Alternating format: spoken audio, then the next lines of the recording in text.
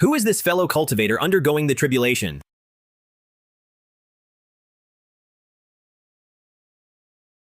Look! The second tribulation is here.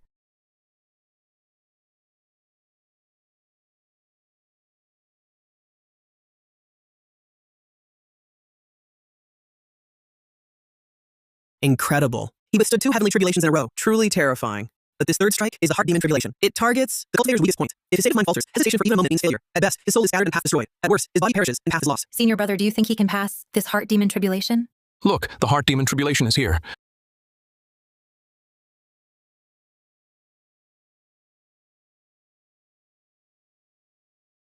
Ethan, I'm so cold. Will you hold me? A mere heart demon. How dare you shake my heart of the path? You seek death. Ethan, have you forgotten our marital devotion?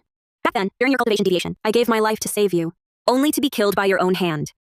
Now that I've finally returned, will you kill me again?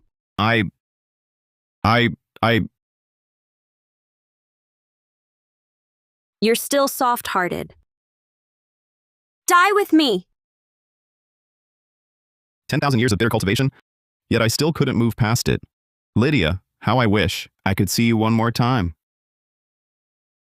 Douse it in oil and hand it to me. Burn it all! Yes, sir.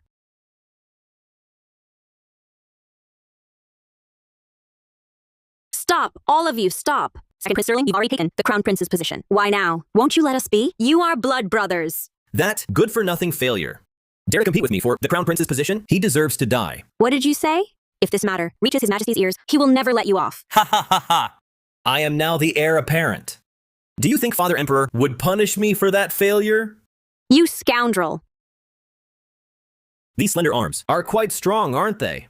I like that. Let go of me. In broad daylight. What do you think you're doing? I am Princess Consort Lydia Lane of the First Prince, your royal sister-in-law. Nothing's better than dumplings, and nothing's more fun than all these years. My elder brother never touched you. After he's gone, let me show you some affection. You shameless beast, let go. Let go of me now. The more you struggle, the more I enjoy it. How can you do this? Aren't you afraid of heaven's wrath? Ha ha ha ha! Heaven's wrath? I am heaven! In this world, no one can judge me.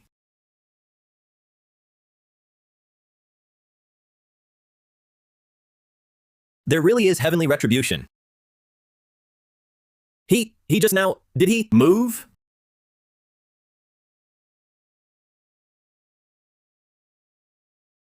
Who is this man? Why does he look just like me? Could it be that heaven wills me to be reborn in his body?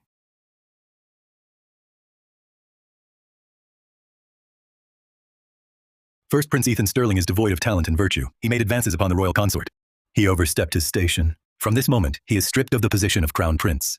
He is banished to Northreach. He may not return to the capital without summons. Ha ha ha. You pathetic fool. What do you have to compete with me? The title of heir apparent. I'll tell you the truth. Leading you to Father Emperor's consort's palace was all part of my plan. Now your position as Crown Prince is mine. Furthermore, the Blade Realm army could march south at any moment. Once you're in Northreach, that forsaken frontier, you're on your own. Who are you? I am an immortal cultivator whose tribulation failed. I am about to be reborn into your body. However, the resentment in your soul is immense. Your will refuses to depart. Speak your final wish. I can fulfill it for you. I want you to avenge me. Kill all who framed me. Then reclaim the Crown Prince's position. And bring prosperity to the people. Good, but as a condition, your body and everything about you will belong to me. Do you accept? I accept.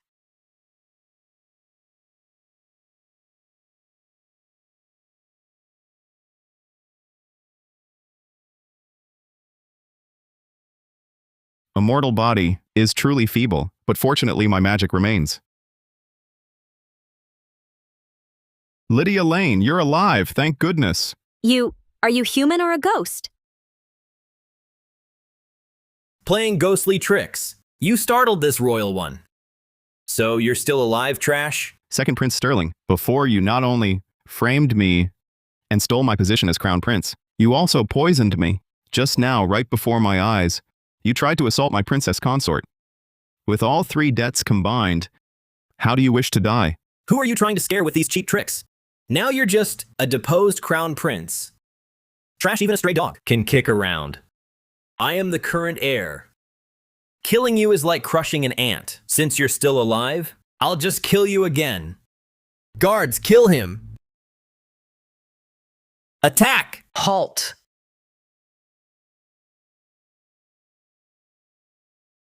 Reckless fool.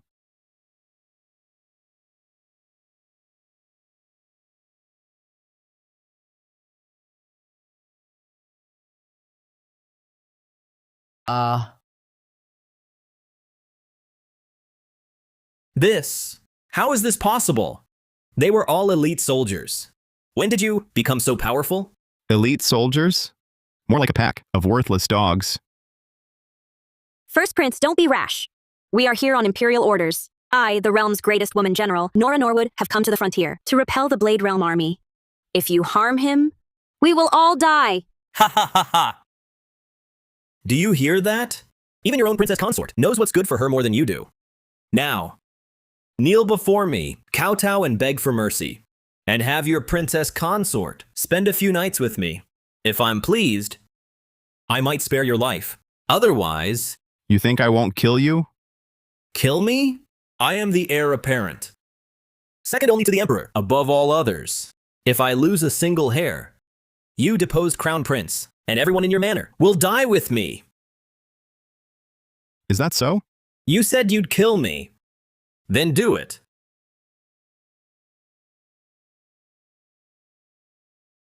Are you mad? He is the heir apparent. Ethan Sterling, what are you doing? Don't be reckless. I am the heir apparent, chosen by Father Emperor. Heir apparent or not? You murdered your brother, humiliated a princess consort, and defied the law. The penalty is death.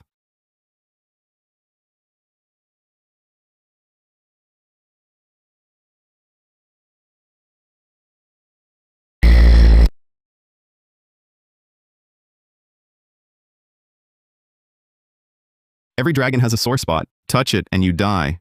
To threaten Lydia, you brought this on yourself. First Prince, this is a disaster. If others learn, the heir apparent died here. We all will die. What if we destroy the body? No body, no proof.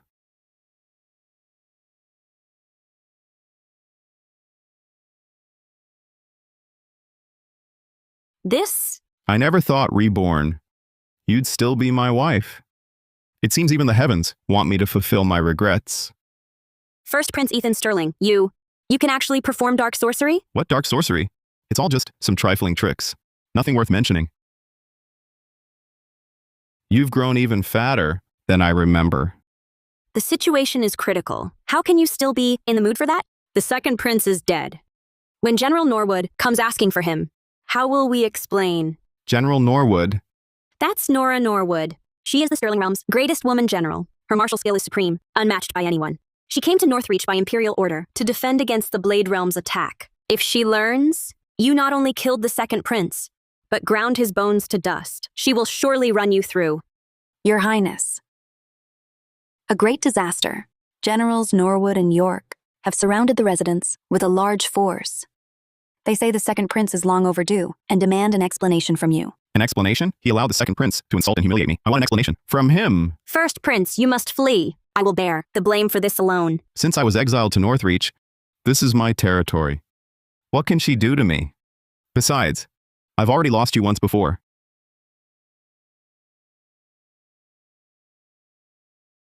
General Nora Norwood, you brought so many men to surround my princely manor. This is a grave disrespect. Aren't you afraid I'll report you to His Majesty and have you impeached? What disrespect? You're just a deposed crown prince, banished to the frontier. Who do you think you are? We're being generous, not making you kneel to greet General Norwood. Don't you dare put on airs here. You're courting death. Ethan Sterling yesterday was seen entering your manor. Since then, he has not emerged. What have you done with him? Second prince? What second prince? I was home all day yesterday. I never saw him. Princess Consort Lydia Lane, did you see second prince Sterling yesterday? No. Stop playing dumb. If you don't hand over second Prince Sterling today, I'll raze this manor to the ground. General York, your threats are pointless. Where is Second Prince Sterling? I truly don't know. Ethan Sterling, the second prince, is the heir apparent. If even a single hair on his head is harmed, your entire household will pay with their lives. I'll give you one last chance. Hand him over. Don't make me act. Nora Norwood, I never thought that you, as our Sterling Realm's greatest woman general, would be so unreasonable. Unreasonable? General Norwood shot arrows at 3, rode horses at 5, and joined the army at 13, achieving unparalleled feats. Now just turned 18. Her military honors are vast. His Majesty himself personally bestowed upon her the title of our realm's greatest woman general. You are merely a deposed crown prince, who molested a consort, and was exiled to the frontier. What right do you have? To stand as her equal? Ethan Sterling, my patience is wearing thin. You'd better not make me say it again. I don't have him. Search if you don't believe me. If you can find a single hair of his here, I'll submit to your judgment. It seems you won't give up until the bitter end. You refuse to yield until all hope is lost. Men, search the house.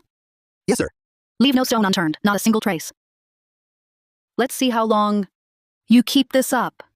Ethan Sterling, daring to imprison the heir apparent. You're finished.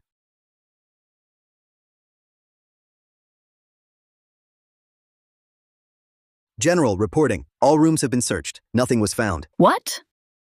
How can this be? Impossible. Absolutely impossible. Yesterday, the second prince clearly came here. You must have hidden him. Where is he? Speak. I don't know. I said I don't know. Will you torture a confession out of me? You're asking for death. No need to wrangle with him. Fortunately, I brought the truth stone with me. Men, bring forth the truth stone.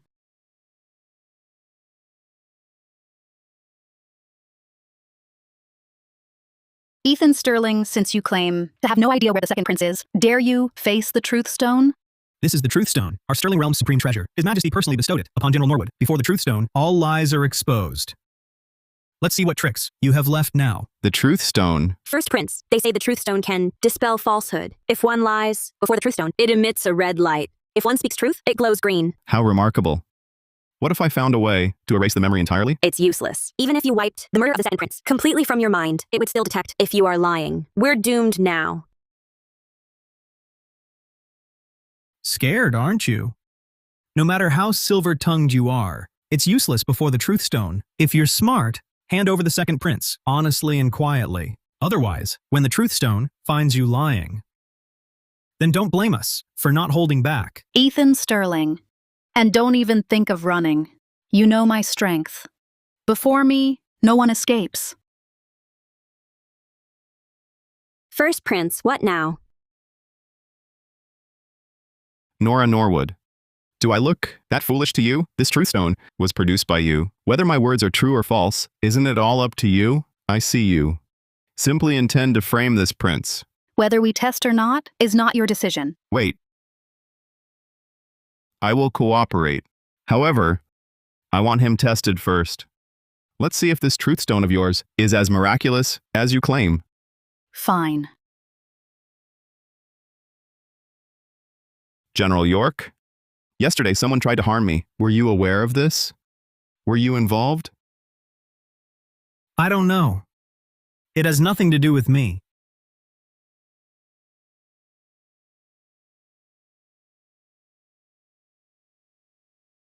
Enough. I believe your Truth Stone is genuine. General York was clearly lying. Are you sure you won't ask more? Unnecessary.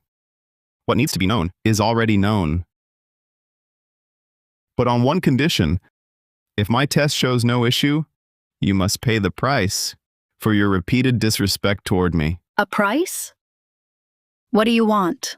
I want you to marry me as a concubine.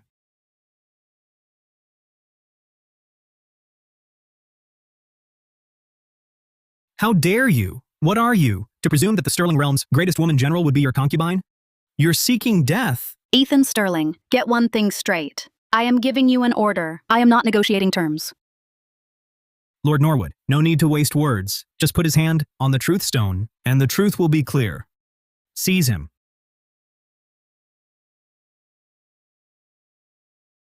You dare?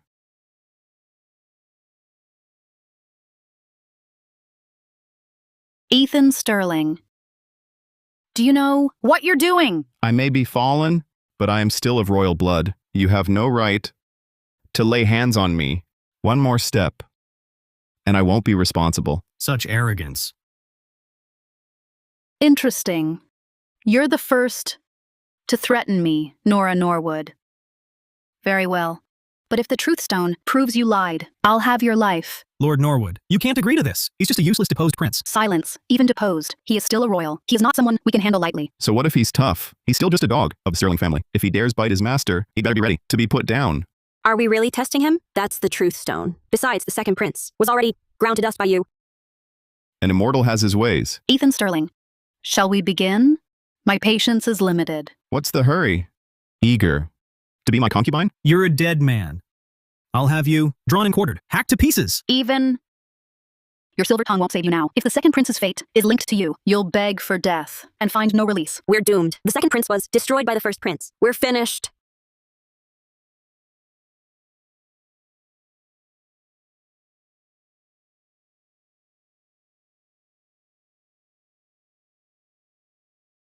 By heaven above and earth below, I, Ethan Sterling, swear, if I've hidden a single thing about the second prince's fate, may heaven's thunder strike me. May I die a wretched death.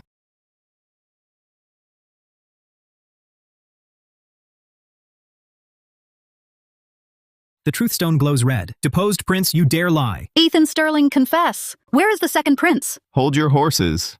Look at the truth stone. What is this? Why would the truth stone react like this? Could it be the truth stone's broken? It's just a worthless rock. I can make it turn any color I want. General Norwood, what do we do? Fine, you escaped today. I've got my eye on you. Don't let me catch you slipping up. Lord Norwood, we can't just let this go. The second prince's disappearance is clearly linked to him. I'll arrest and torture you now. See how long you stay stubborn. What's happening? An earthquake. Dark clouds over the city. The earth trembles. Signs of a great army at the border. Report! Princess Kira Heart of the Blade Realm leads a 200,000-strong army to our gates. With an enemy at our door, I'll spare you for now. Let's go. 20,000 defenders against my 200,000. Open the gates and surrender, or we slaughter the city. I, Nora Norwood, have fought half my life. Your 200,000 are nothing to me. A mere woman? When this city falls, I'll give you to my men as a plaything. Attack!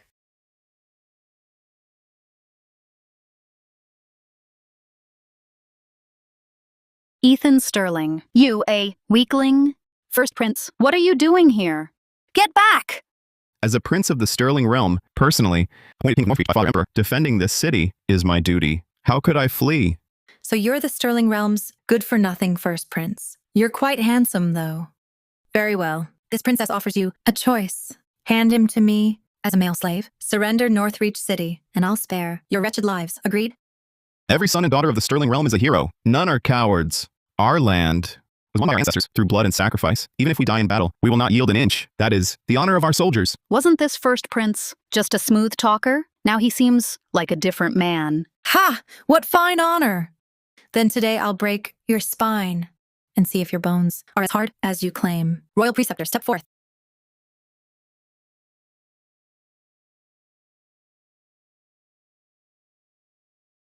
This is my Blade Realm's Royal Preceptor, Victor Wolf. If any of you today can defeat him, I will withdraw my troops at once. We will not invade again, but if none can stand against him, when this city falls, not a soul will be spared.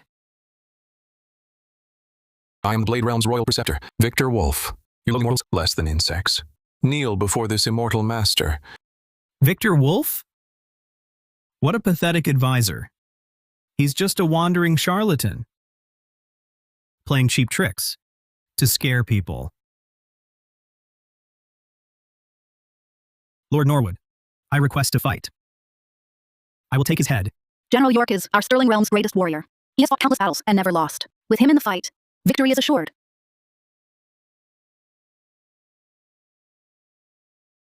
General York is in danger. This Victor Wolf, though only at the chi refining stage, has stepped onto the path of cultivation. He is no ordinary martial artist that can be defeated. Ethan Sterling. General York has innate divine strength. His blade art is peerless. Even when I subdued him, it took most of my effort. And you, a piece of trash, what right do you have to stand here and criticize? Spouting nonsense. General Norwood, the first prince was just concerned for General York's safety. He spoke too hastily. That's not what he meant.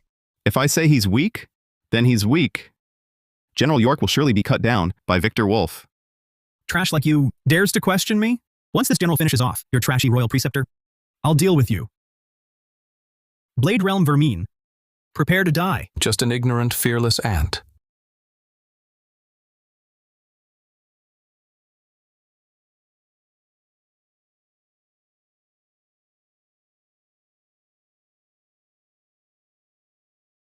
Pathetic rubbish. And this dares to be called the Sterling Realm's greatest warrior? Even a dog from our Blade Realm. Sabios artificios perversos. I see all of you Sterling Realm folk as weak and incompetent. Impossible. Absolutely impossible. General York is our Sterling Realm's greatest warrior. You trash. It's all because of you. If you hadn't disturbed my focus, how could I have lost to that trashy royal preceptor? Clearly your own skill is lacking. You're just not as good. How can you have nerve to blame me? Sterling Realm is defeated. What good does that do you? Why slander me?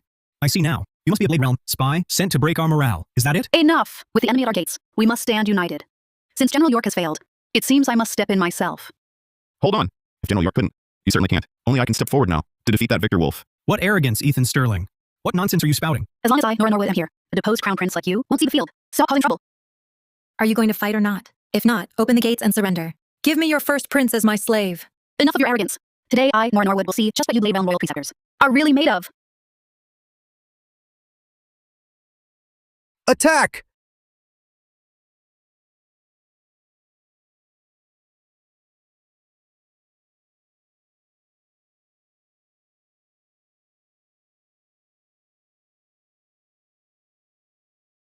Such paltry tricks before a master?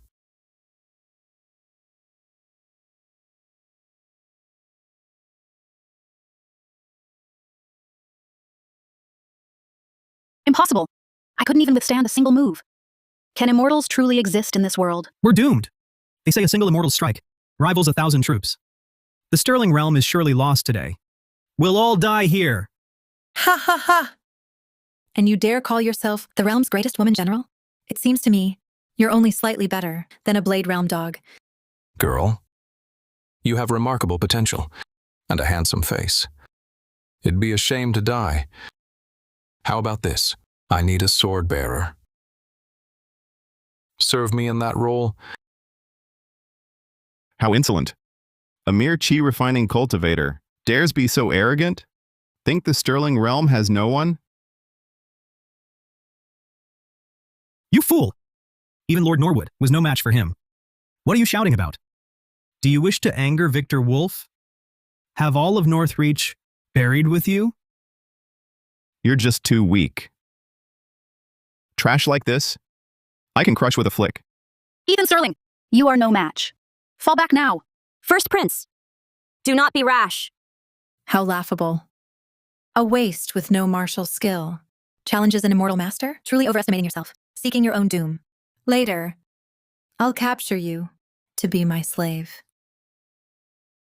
All of you, watch closely.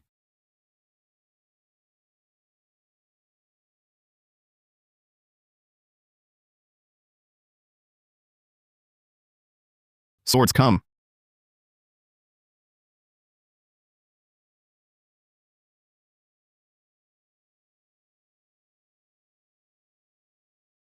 In Sword Emperor Ethan Sterling's name, I command all swords to heed my call.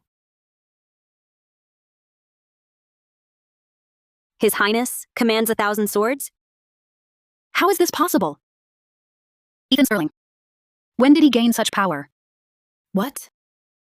Could he really defeat Victor Wolf? Impossible. Absolutely impossible. You, a mortal less than an ant. How can he command 1,000 swords? It must be an illusion, just trying to scare us. Dark sorcery. Die!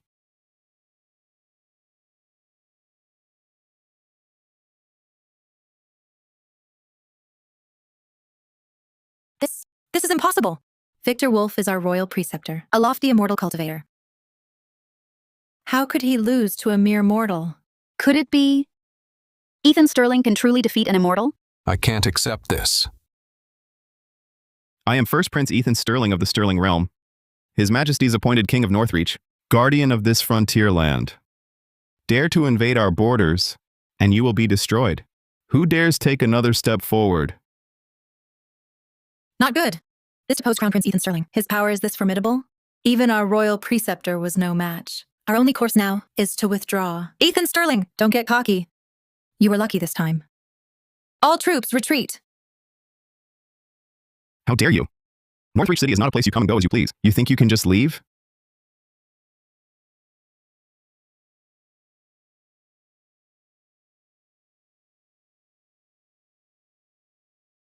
Ethan Sterling, you're courting death. Do you think this princess is easy to bully? Let go! Let go of me! What are you doing? You killed 2 of my generals. This prince is not pleased. Naturally, I'll have to collect some interest from you. How dare you? This princess is of noble birth. How dare you, a deposed crown prince of the Sterling Realm, defile me! If you know what's good for you, get your filthy hands off me, or I'll have you hacked to pieces. You are a princess of a realm. Instead of staying safely in your palace chambers, you lead an army yourself. Then you must be prepared to be captured. Get away! I order you now to get off this horse at once. If my father Emperor learns of this, he'll send a vast army to raise your Northreach city. When that time comes, you and all your people will die. You dare threaten me? The first prince really is still a fool obsessed with women. He shames the Sterling Realm. I thought he had changed. Who knew he'd act so absurdly before both armies? So what if I threaten you? Lay a single finger on me, I dare you. Today I will not only touch you, I will take you back to my manor. As a bedchamber maid. What did you say?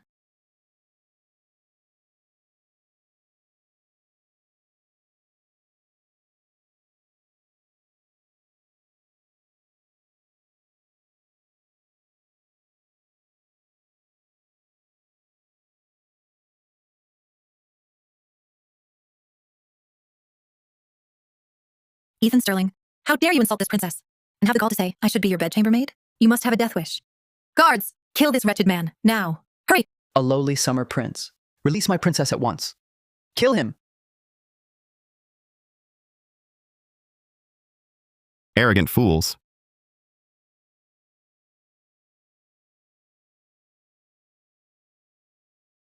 A pack of overreaching insects.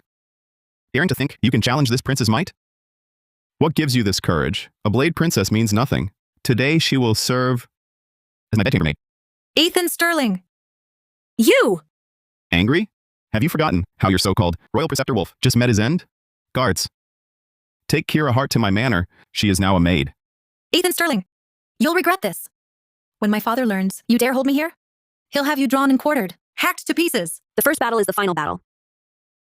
Congratulations, Your Highness, on your decisive victory. You have protected Northreach and its people. The Blade Army was nothing. This prince crushed them with ease. Nonsense. If General Norwood and I hadn't drained Wolf's strength in the first 2 contests, you'd have never won. Just you, a man who's achieved nothing. You think you can win? Pah! Delusional. Daydreaming. Ethan Sterling, you dare abduct Princess Kira Hart and force her into your manor as a bedchamber maid? Do you wish to force the Blade Realm into a fight to the death with our Sterling Realm? A fight to the death, is it? You truly think I, Ethan Sterling, I'm just thinking with my loins? My purpose in taking Kira Hart is to hold her as a hostage. If the Blade Realm wants her back, they must pay with gold and treasure. Instead, why so emotional? Jealous, are you? Jealous? Tere se jura hai. You truly believe winning a single battle, repelling the Blade Realm army, is enough to win my heart, Nora Norwood? Let me tell you, you are not worthy.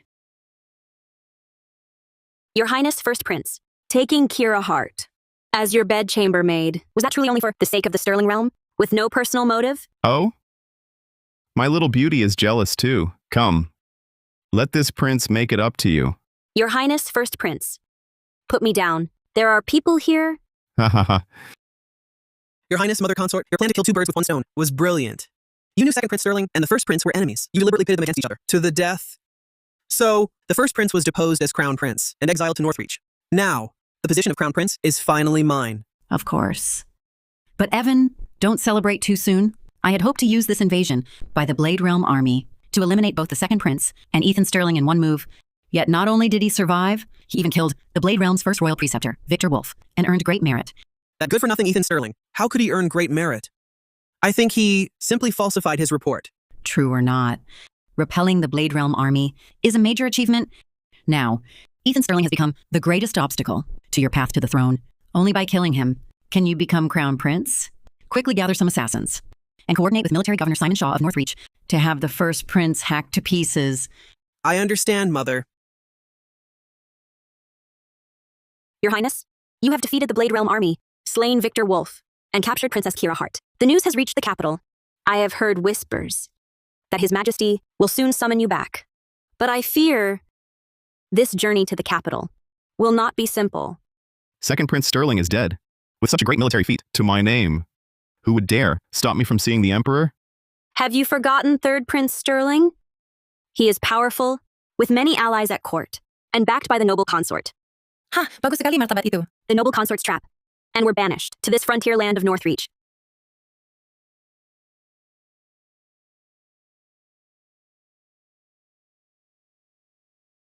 Your Highness, Governor Simon Shaw of Northreach has sent his steward to see you.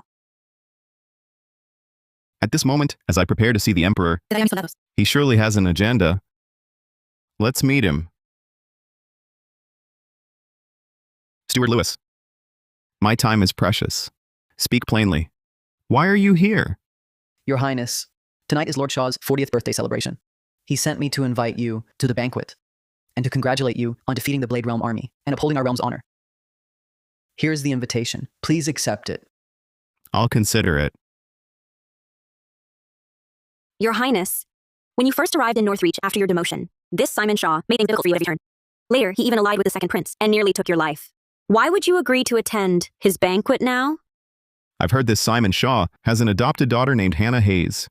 She excels in music, chess, calligraphy, and painting, and her appearance is said to be breathtakingly beautiful. My reason for going is naturally to get a look at this beauty. Your Highness?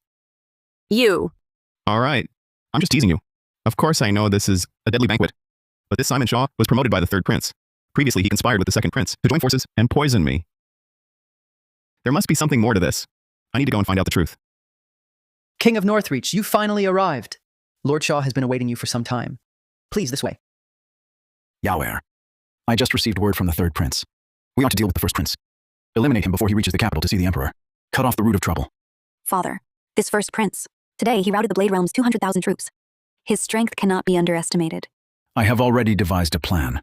Tonight, under the guise of a birthday celebration, I will invite Chancellor Bennett's son, Adrian Bennett, and First Prince Ethan Sterling to my residence. At the banquet, we will set the tiger on the wolf, win without bloodshed, and eliminate the First Prince. Father, this plan is indeed excellent. If Adrian Bennett fails, then I, Hannah, will stoop to serve the villain and personally eliminate First Prince Ethan Sterling.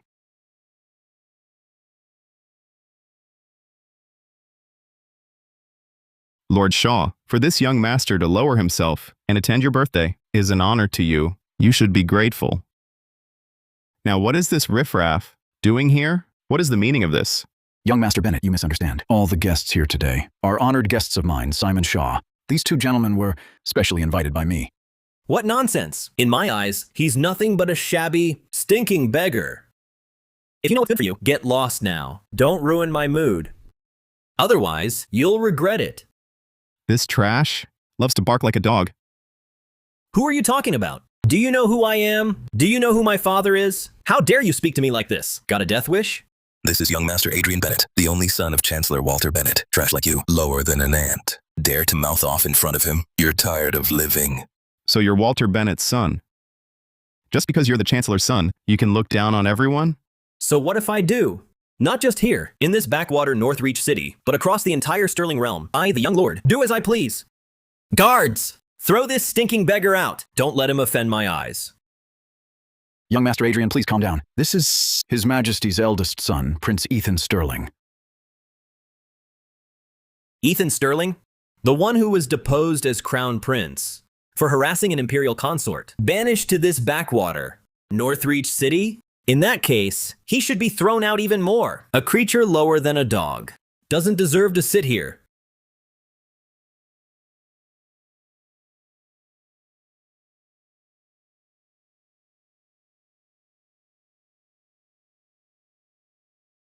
The one lower than a dog is you. You dare hit me? I am the Chancellor's son. What if I did? My Crown Prince title was stripped, but I remain the King of Northreach City. How dare you cause trouble in my territory? You have a death wish. You! Young Master Sterling, young Master Bennett, you are both esteemed guests. A brawl would only invite mockery. Tonight is my adoptive father Lord Shaw's birthday feast. Allow me to play a tune for you both as my apology. Lord Shaw's adopted daughter, Hannah Hayes, is my fiancée. For her sake, I'll let that slap slide for now. You'll pay for this later.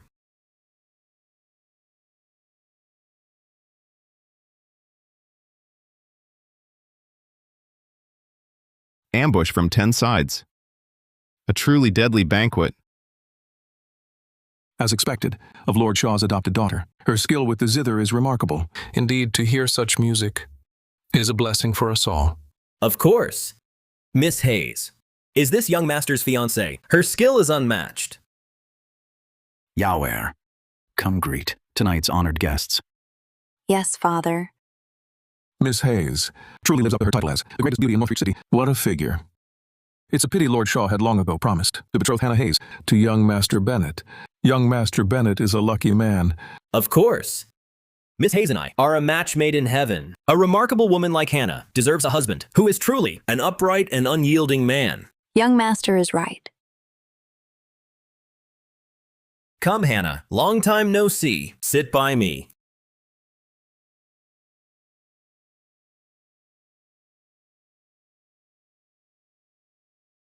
The man I, Hannah Hayes, marry must be an upright and unyielding man. First Prince, you single-handedly routed the Blade Realm's 200,000 army. Truly magnificent. I will marry no one but you. What are you doing? Let go. Hannah Hayes, you are my fiancée. Do not forget your place. Young Master Bennet, it seems there's some misunderstanding. Miss Hayes's ideal husband is right here. Gentlemen, I announce a great matter tonight. For repelling the Blade Realms, 200,000 troops and defending Northreach City, I, your military governor, shall betroth my daughter Hannah to the first prince. How can this be? I don't know. What? Lord Shaw, what is the meaning of this? We had an agreement before. You promised Miss Hayes to me. Why have you changed your mind? Well, Young Master Bennet, a fine bird chooses the right tree. A good minister serves the right master. My adopted father is merely choosing an ideal husband for me. What is wrong with that? Besides, a man as outstanding as the first prince. I have favored him for a long time. An ideal husband? He's a deposed crown prince. Is he worthy? young Master Bennet, you shouldn't speak like that. The first prince's feat of repelling the Blade Realm army has long since spread throughout Northreach City. Now, who doesn't sing his praises upon seeing the first prince? For this official to betroth my adopted daughter to him is only natural.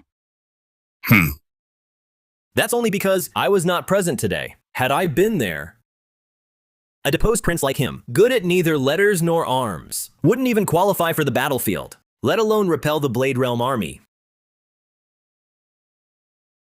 Oh, really? I'm still better than you. If you're so capable, go find your own lucky break and show everyone. If you can't, stop all this useless barking. You're just making a fool of yourself. You smooth talker. A useless waste like you, with no real skill, isn't worthy of Hannah Hayes. The only one fit for her is me, Adrian Bennett. Ethan Sterling, today one of us dies. You or me. I'll challenge you to a duel, right here, in front of everyone. I'll crush you with my own hands. Adrian Bennett? It seems that slap earlier wasn't enough for you. Since that's the case, I won't indulge you. A few more slaps won't hurt. Arrogant fool! You deposed Crown Prince with a death wish. You're dead today. You're the one who'll die.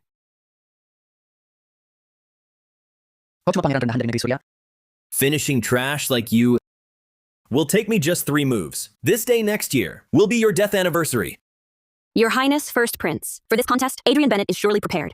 For you to accept so hastily is far too dangerous. You're gambling with your life. Let's just drop it. What are you talking about, big sister? The first prince is mighty and peerless. How could he fear a mere Adrian Bennett? It's fine. A waste like him. I can crush with one hand. Adrian, besides barking, today forget 3 moves. Even 300 moves, or 3,000 moves. You could never harm a single hair on this prince. Such arrogance. Ethan Sterling. There is a road to heaven, yet you refuse it. Hell has no gate, yet you rush in. To kill you, I won't even need a sword. This folding fan is enough. Enough talk. If you have any moves, use them now. This prince is pressed for time.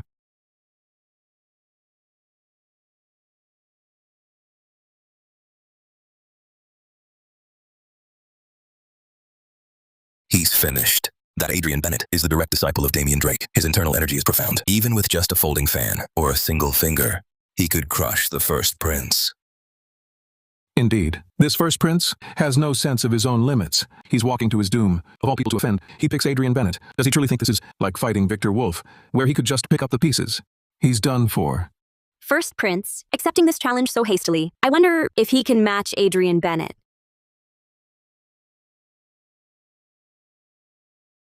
Is that all you've got, Adrian? You really are a useless cur. This prince is disappointed. What? Impossible. Impossible. Am I dreaming? Not only did the first prince dodge Adrian Bennett's killing blow, he even countered. I see. Young Master Adrian must be holding back. Otherwise, with his skill, how could he fail against a deposed crown prince like Ethan Sterling? His Highness the First Prince truly doesn't disappoint. Young Master Adrian boasted earlier he'd raise your gravestone. Why falter on the first move? If you're truly outmatched, perhaps we should stop. After all, the man I fancy isn't one any riffraff can beat easily. Young Master Adrian, I know your father, Walter Bennett. We're acquainted. Everyone saw what happened. It's plain for all to see. Why not call off tonight's contest? Let's end it here. Treat it as just a game. I won't speak a word of it. What do you say?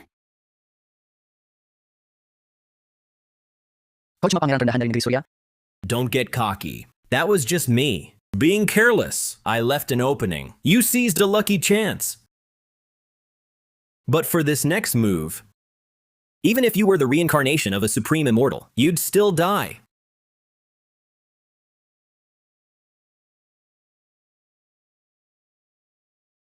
Look. Young Master Bennett is channeling his inner energy, unleashing the legendary Drake sword art. You must know, this is Damian Drake's signature technique. Who would have thought he actually passed it on to young Master Bennett? The Drake sword art, when mastered to its peak, can kill without a trace. They say young Master Bennett has even surpassed his master. Father, Ethan Sterling is finished. I merely set a small trap. And he's about to meet his end. Youth is so impulsive. This is bad, so bad. If this Drake sword art is truly as powerful as they say, then the First Prince today might be in grave danger. This is the signature Drake sword art, taught personally by Damian Drake. This young master needs but one strike to take your life. This day next year will be your death anniversary. You talk too much. If you dare, come at me. Who buries who is yet to be seen? You brought this upon yourself. Die!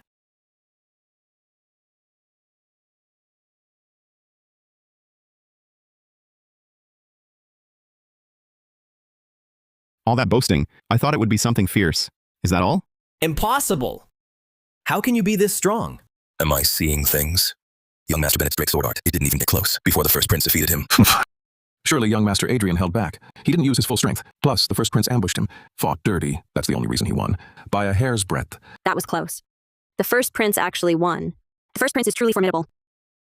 How could this happen? This Adrian Bennett is actually so useless. What do we do now? Are we just going to let Ethan Sterling win like this? Young Master Adrian, since you are no match for the first prince, do not force yourself. I, as her father, shall decide. My adopted daughter Hannah is betrothed to the first prince. Who says I'm finished? Ha ha ha ha ha ha! This is a supreme elixir, personally refined by my master Damian Drake, the marrow draw pill. After taking it, not only will my injuries heal, but for a short time, my power will double. I never wanted to use it here. You forced me, you waste. Ethan Sterling, die! Adrian Bennett swallowed the pill. His power is now surging. Your Highness, be careful. So determined to die? This prince will oblige.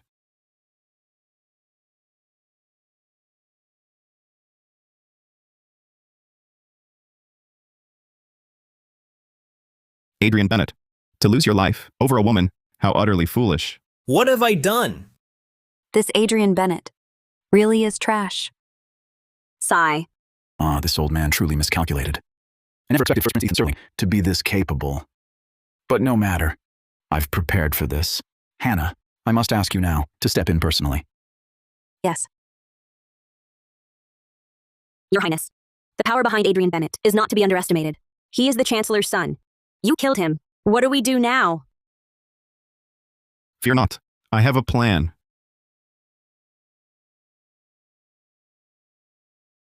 You all witnessed it. Adrian Bennett defied the law, attempting to assassinate this prince in public. This prince had no choice but to defend himself. Is that not so? Indeed. He rid the people of a scourge. I bear witness to that. Lord Shaw speaks the truth. Yes. That Adrian Bennett oppressed the innocent, harmed the people. Now he dared to assassinate the first prince. He deserved to die. First Prince. Since Adrian Bennett is dead, I offer 10,000 taels of gold and 1,000 acres of fertile land as dowry to wed my adopted daughter Hannah Hayes to you. What say you? 10,000 taels of gold, 1,000 acres of land. Governor Shaw is most generous. Then this prince gratefully accepts. Such gracious acceptance. This Hannah Hayes, I can tell at a glance, is no good.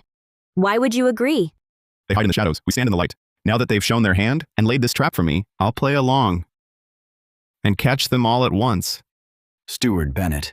Send word immediately to Chancellor Bennett that his son Adrian has been killed. The Chancellor holds all the power. Adrian was his only son. If he learns you killed Adrian, even as first prince, you won't be safe.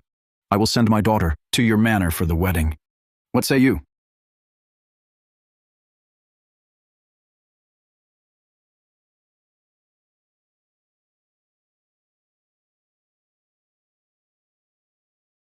Hannah Hayes, I'll see what tricks you're playing. Your Highness, a moment in the bridal chamber is priceless. On our wedding night, won't you come keep me company? Why stand by the door? Could it be you fear I'll eat you alive? You jest, Miss Hayes. As the saying goes, to die beneath a peony bloom, even as a ghost, it would be worth it. If I could truly die beneath your skirts, this prince would not have lived in vain. First Prince, not only are your martial skills superb, and your face so handsome, but your words are so delightfully naive, so charming. Come, sit down. Let Hannah serve you properly tonight. Your Highness, why are you still sitting there? Come lift the veil.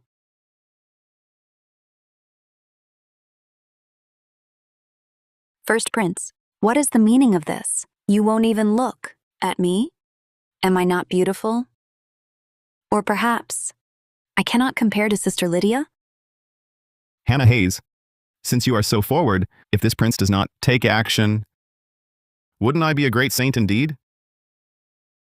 How fragrant. Wait, First Prince? What is it? Your humble servant has a priceless treasure to present. A gift for your Highness.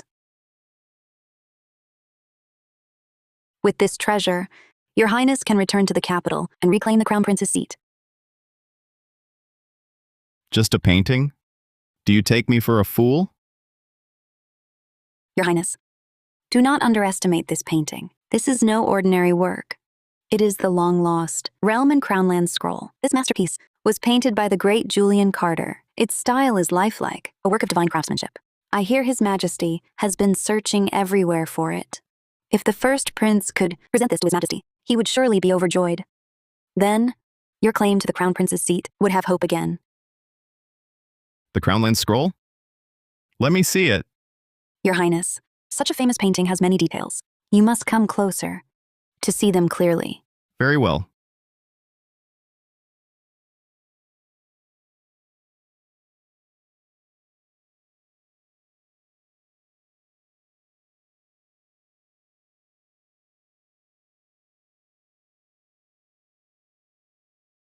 Deposed Crown Prince, I'll kill you.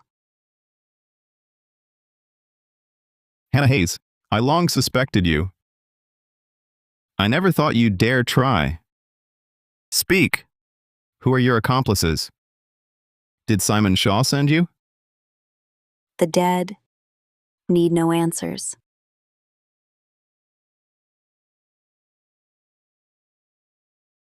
With your feeble skills, you are no match for me. You! Tonight? You die here! Your Highness, bad news. A Grandmaster from the Chancellor's Manor, Victor Bennett, is here. From the look of him, he's come for your life. There's still time. Run! Run! Just one Grandmaster. How tough can he be? If he dares come, I'll make sure he never leaves. Never leaves. Ethan Sterling, you don't even know death is at your door. This Victor Bennett is as famed as Damian Drake. He handles all the Chancellor's dirty work. No one he targets ever ends well. Hannah Hayes, your own matters are far from settled. Yet you find the leisure to fret over this prince's fate? Once I deal with him, it'll be your turn. Utterly arrogant. I hope you keep that brave face when you see Victor Bennett. Today I will watch you die with my own eyes. From the Chancellor's Manor, Victor Bennett comes for your life. Your Highness, the manor has 100 guards. You go first. Lydia will hold them off. Go. And where do you think you're going? Who said this prince is leaving? This is my residence. I go where I please. No one can stop me. You, on the other hand, silently appear in my manor. Have you considered the consequences? Consequences? You dare speak of consequences? Victor Bennett is a grandmaster. A grandmaster warrior is as rare as phoenix feathers in all the Sterling realm. Tonight, you will pay for killing Adrian Bennett. You will pay the price. Ethan Sterling, how do you wish to die? Just a grandmaster daring to mouth off before me? You must be tired of living. True, I killed Adrian Bennett. A wretch like him, a scourge on the land, deserved to die. I'd gladly kill him again. Your Highness, do not provoke Victor Bennett further. He is a grandmaster. If he stomps his foot, Northreach trembles. Lord Bennett, delay invites trouble. He is full of schemes. Strike now! I stand right here. A worm of your level could never harm me, let alone touch a single hair. Arrogant. So eager to join Adrian, I'll grant your wish.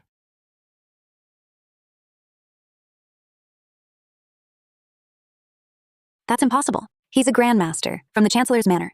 Impossible. Absolutely impossible. You, a deposed crown prince, have such power? A grandmaster, in my eyes, is nothing but a mere mortal. But a fool like you, dying by my hand, should be content. Hannah Hayes, surrender now, or I won't hesitate to show no mercy.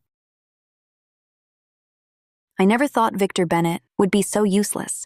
Good thing I had a backup plan and prepared in advance, a heaven-tier swordsman. Senior Blaine Cole, please appear and subdue the enemy.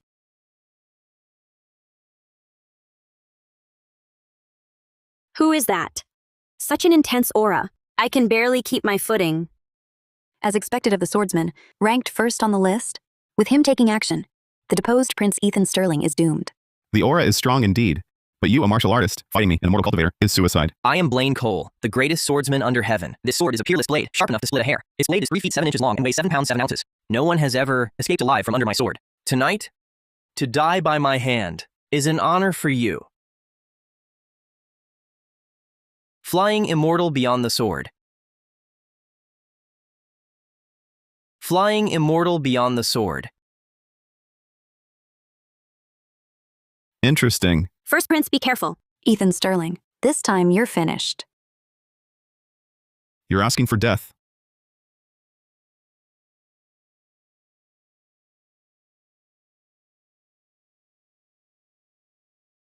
What? How can this be? He's the world's greatest swordsman. Blaine Cole couldn't even last one exchange?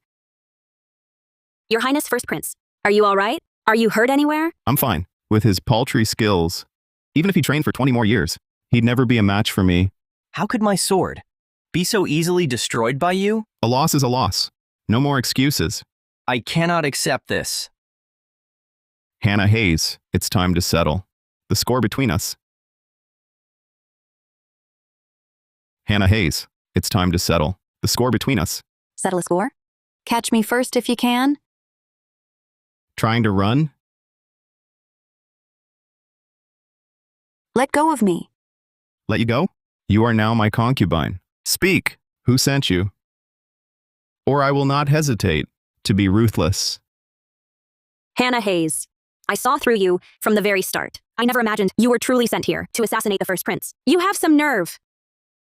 Ethan Sterling, if you dare harm a single hair on my head today, my adoptive father will not spare you. If you're smart, you'll let me go quietly. Otherwise, the consequences are not something a deposed crown prince can bear. How dare you? Hannah Hayes, you tried to kill me, and now you dare speak of consequences? You don't know who's in charge. You've lost your bearings. But from your tone earlier, it was almost certainly your adoptive father who sent you to assassinate me. In that case, this prince will personally pay him a visit at his residence. The First Prince, by now, has probably met his end. my lord, a disaster. How dare you? What is the meaning of this panic? Where are your manners? Don't you know this place is not to be entered freely? This humble servant was too anxious, and thus broke protocol. Please forgive me. Enough. Get to the point. I'm busy. Hannah Hayes. Her attempt on the first prince's life failed. Now the first prince has tied her up and brought her to his manor. He's demanding an explanation from you. What?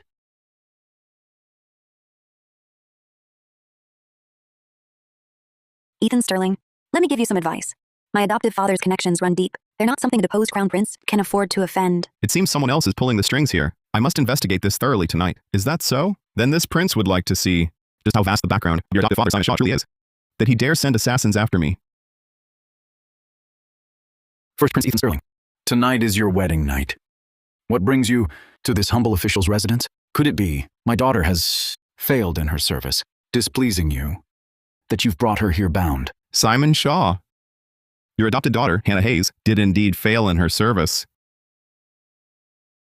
Were I not a god descended with peerless skill, I'd be dead in my bridal chamber. What? How could this be? Who would dare assassinate you on your wedding night? First Prince, do not worry. I shall muster men at once to strengthen your manor's guard. Simon Shaw, spare me your feigned ignorance. This Hannah Hayes was sent by you to kill me. Was she not? Simon Shaw, the assassins you sent are already slain by His Highness. Now, telling the truth is your only way. Your only way out. What are you talking about? Assassins and killings? I don't understand a word of this. If I, this humble official, have ever offended you in the past, you should have simply said so. Why scheme against me in such a roundabout way? Indeed, First Prince Ethan Sterling. Our Lord has sent you beauties and offered you wealth. It's one thing not to thank him, but why say these bewildering things? To frame him? Simon Shaw, enough of this feigned ignorance. Tonight, if you do not give me a proper account, I will stain your dog's den with blood.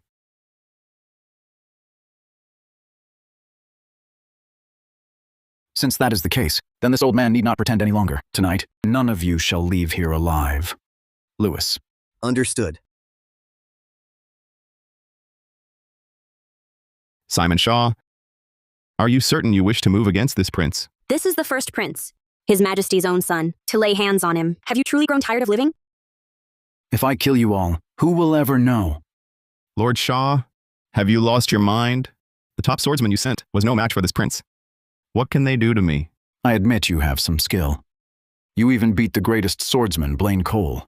However, these are all suicide warriors that I trained myself. Each one is handpicked. Their strength rivals a grandmaster's. The weapons they hold are also our Sterling realms, top-notch crossbows. Today, there's no escape. Is that so? But have you forgotten something?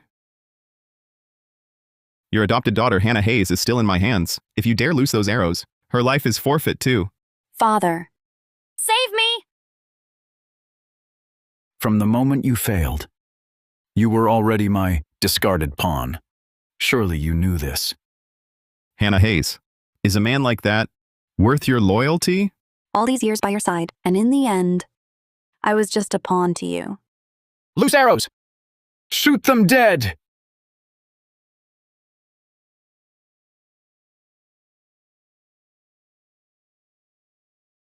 First prince, look out! Boring.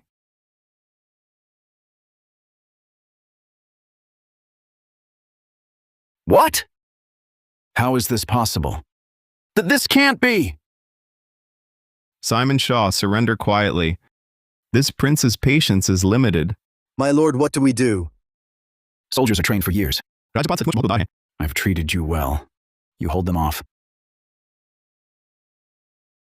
First prince, Simon Shaw is trying to flee. Not so fast.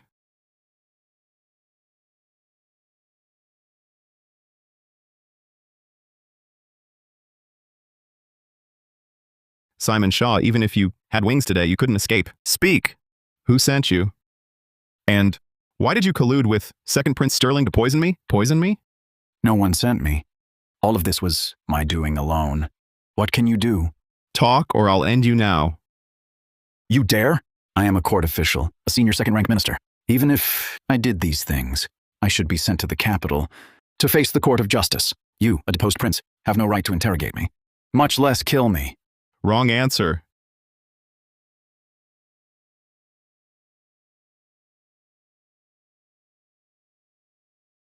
I gave you a chance. You wasted it.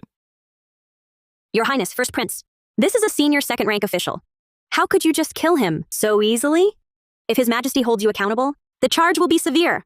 Besides, you haven't learned who's behind this. It's fine. He conspired against me first. When we reach the capital, I will personally explain it to His Majesty.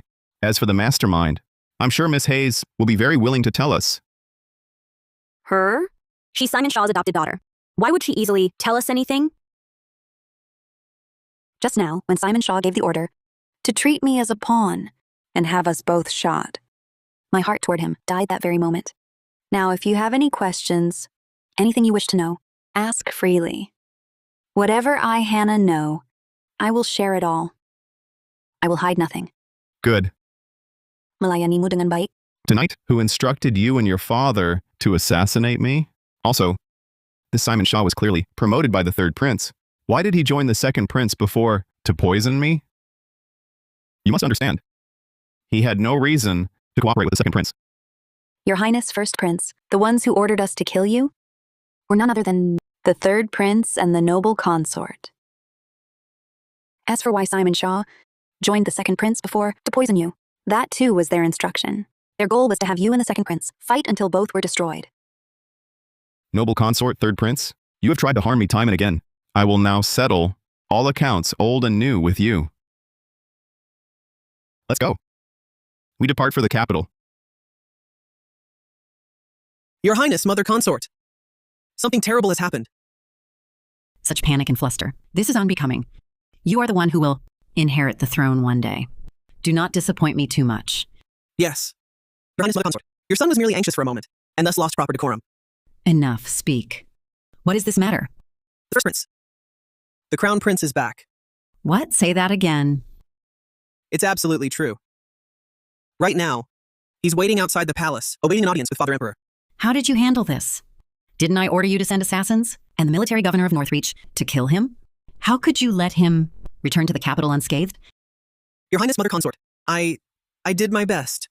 Who knew that deposed prince's strength was so formidable? Not only did he kill all the assassins we sent, but even military governor Simon Shaw of Northreach fell by his hand. Go to the Grand Hall immediately. Use the disappearance of Second Prince Sterling and the matter of his frontier achievements to charge him with a crime. Yes, Your Highness, Mother Consort.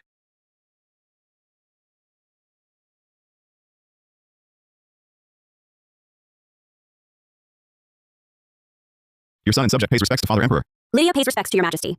First Prince and Princess Consort, your journey was long and arduous. You have suffered. You may rise. Thank you, Father Emperor.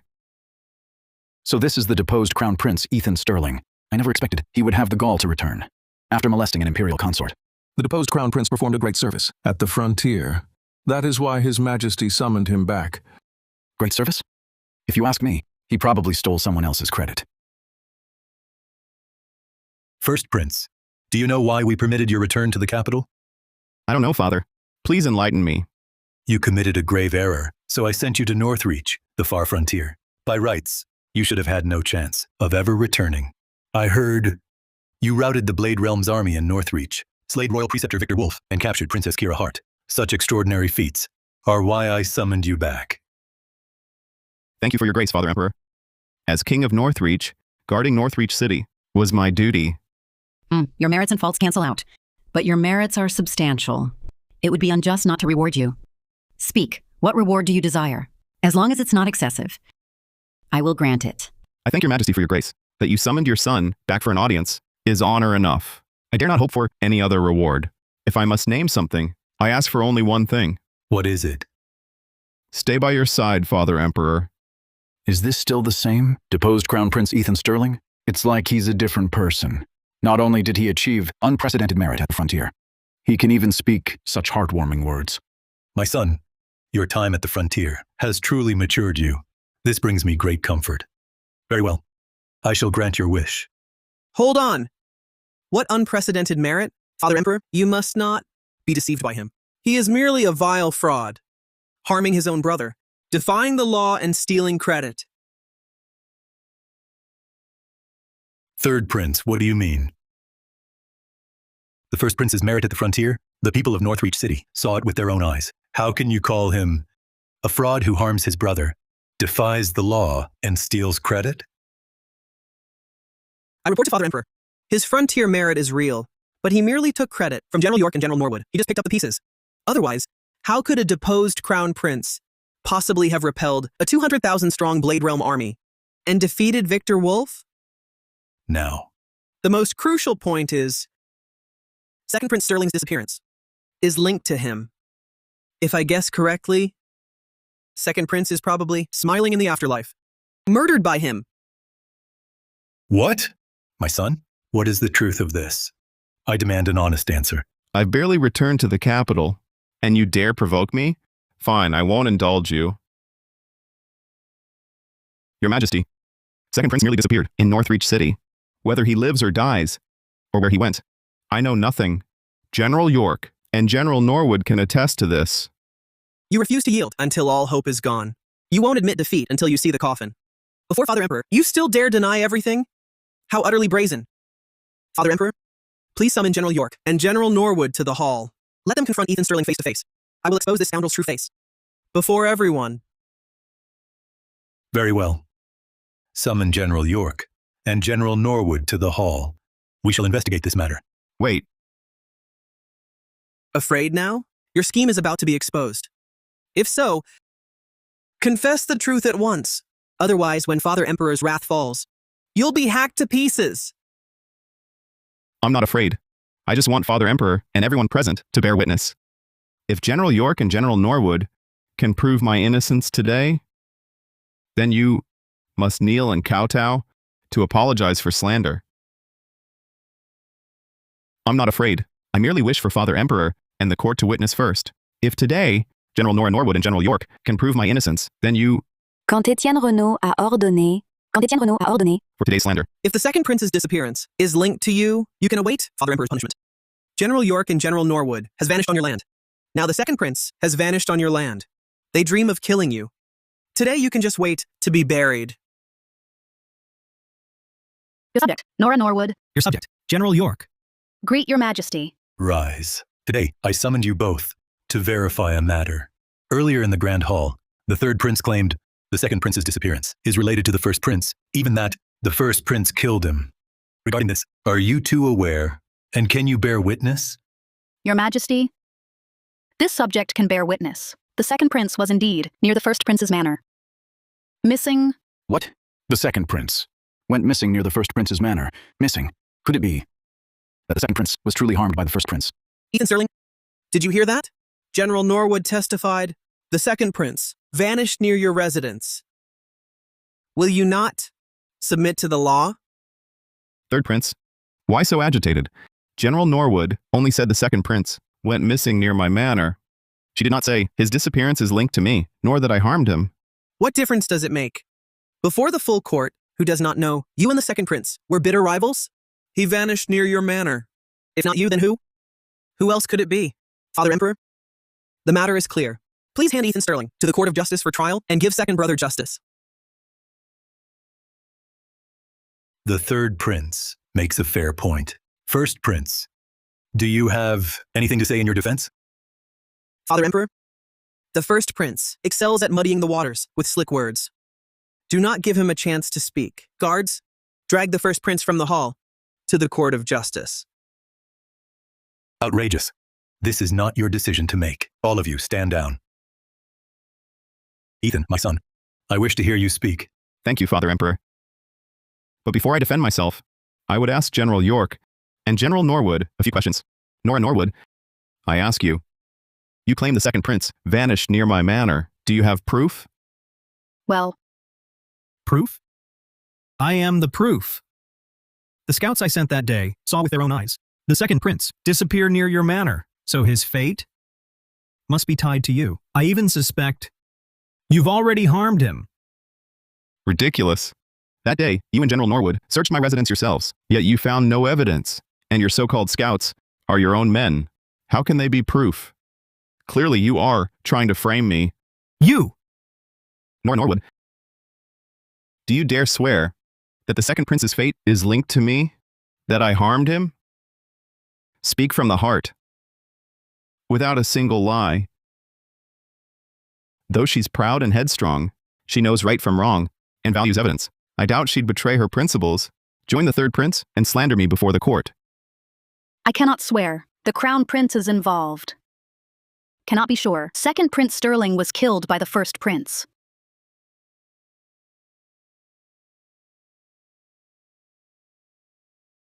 Outrageous. Nora Norwood. The second prince's disappearance is clearly linked to the first prince. He was likely murdered by him. How could you conspire with him? To deceive us all? This is treason.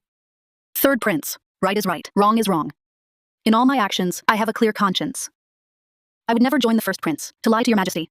Your majesty, we thoroughly searched the first prince's residence that day. No evidence was found.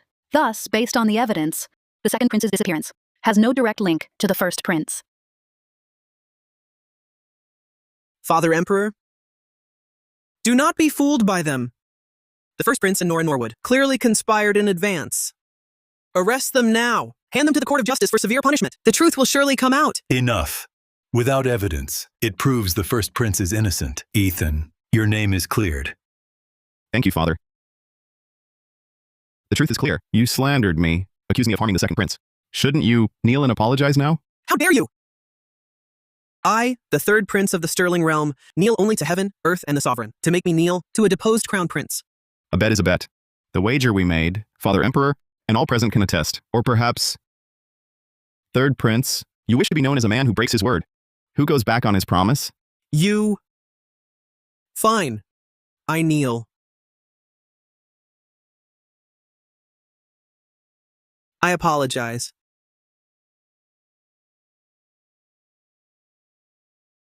This prince cannot hear you. I apologize. I wrongly accused my royal brother. I was wrong. That's more like it. To challenge me, you're not worthy. First prince, you and your princess consort must be weary from your journey. Take the princess consort and retire early to rest. Hold. Father Emperor, your son has one more matter to address.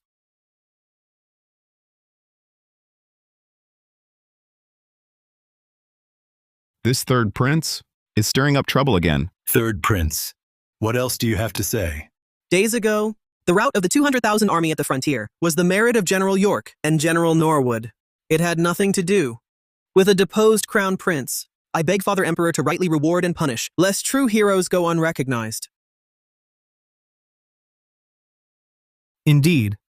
Your Majesty, when the Blade Realm army invaded our frontier, General Norwood and I led the vanguard and wore down Victor Wolf's strength considerably. Victory was within our grasp. When the first prince broke all martial honor and ambushed him from behind, stealing our rightful credit, we beg your Majesty to judge wisely. Ethan Sterling, how dare you to steal the glory of two generals? You nearly deceived even Father Emperor.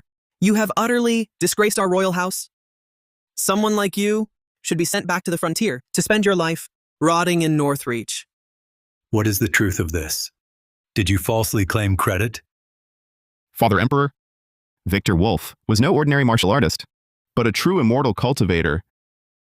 Though those two possess exceptional skills and formidable strength, they stood no chance against him. If your son had not acted decisively in that critical moment, Northreach would have been lost. I beg your Majesty to see the truth. It is true, your Majesty. I was there. It was indeed the first prince who defeated Victor Wolf and forced the Blade Realm's 200,000 troops to retreat.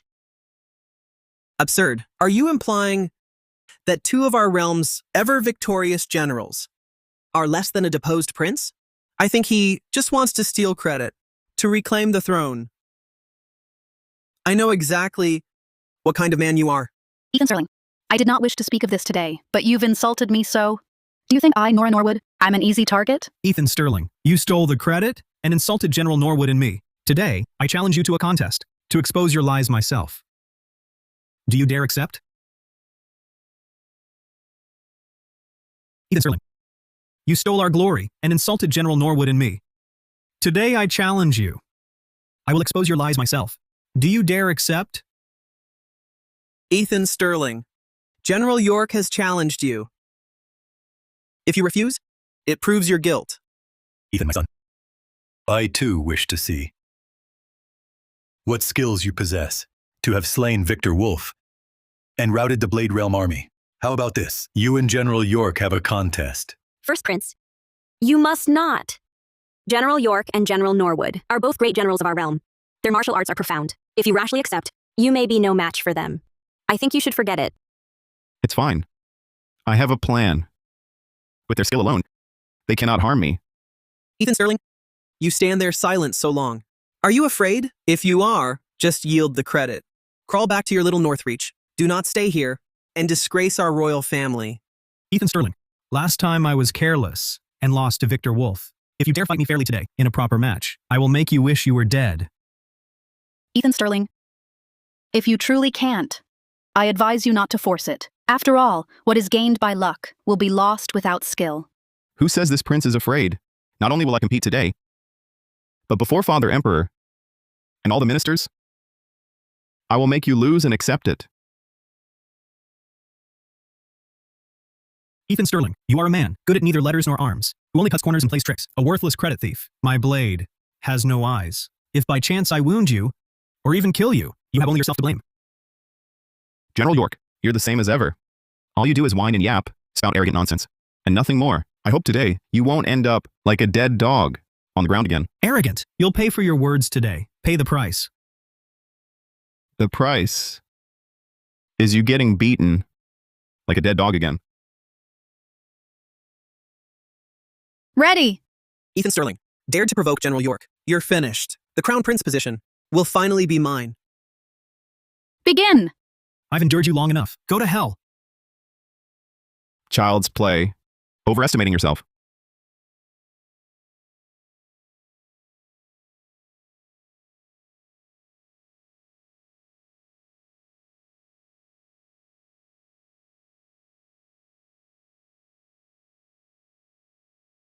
How is this possible? If you're weak, train harder.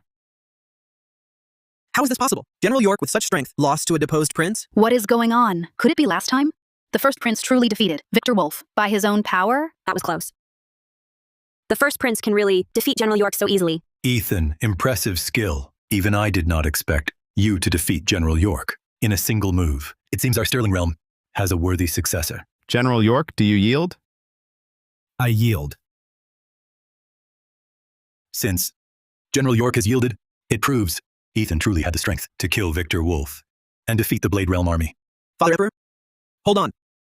Though General York conceded, that doesn't mean General Norwood has, unless First Prince can also defeat General Norwood. Otherwise, this subject is not convinced. The court is not convinced. Indeed. How can we be convinced?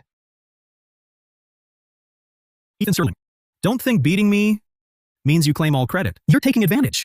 I tell you, General Norwood is still right here. Is this fair?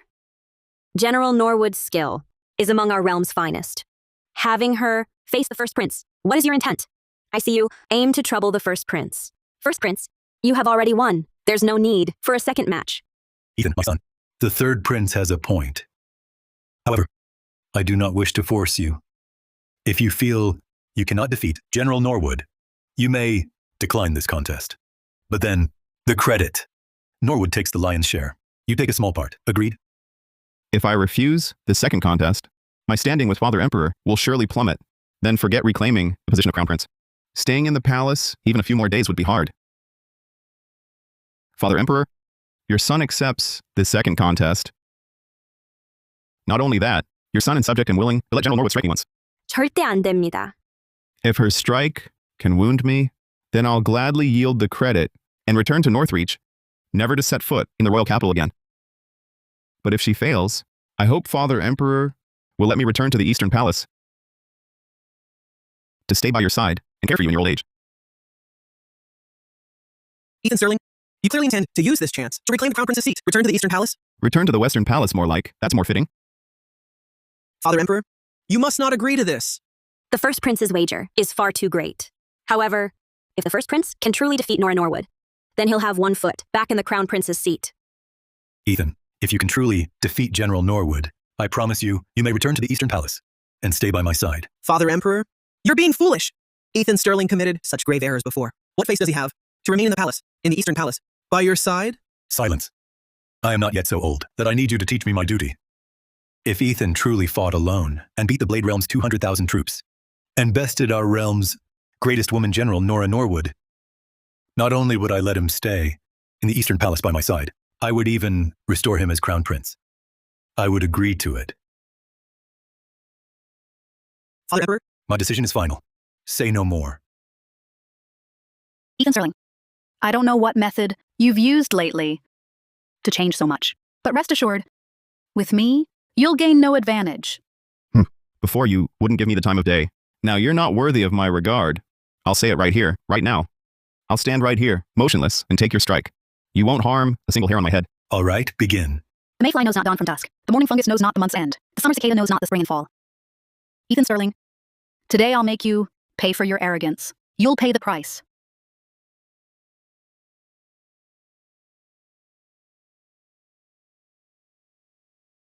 First Prince, have you gone mad? You'll get yourself killed. Open your eyes. Ethan, you truly seek your own doom. To face a warrior of General Norwood's caliber, and you dare close your eyes to take her strike? Today, we'll be collecting your corpse. Huh?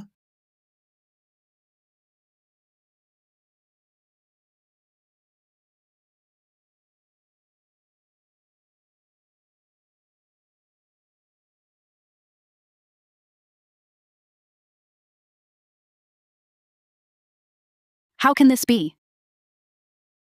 That's impossible. First Prince, this is unbelievable. New magic.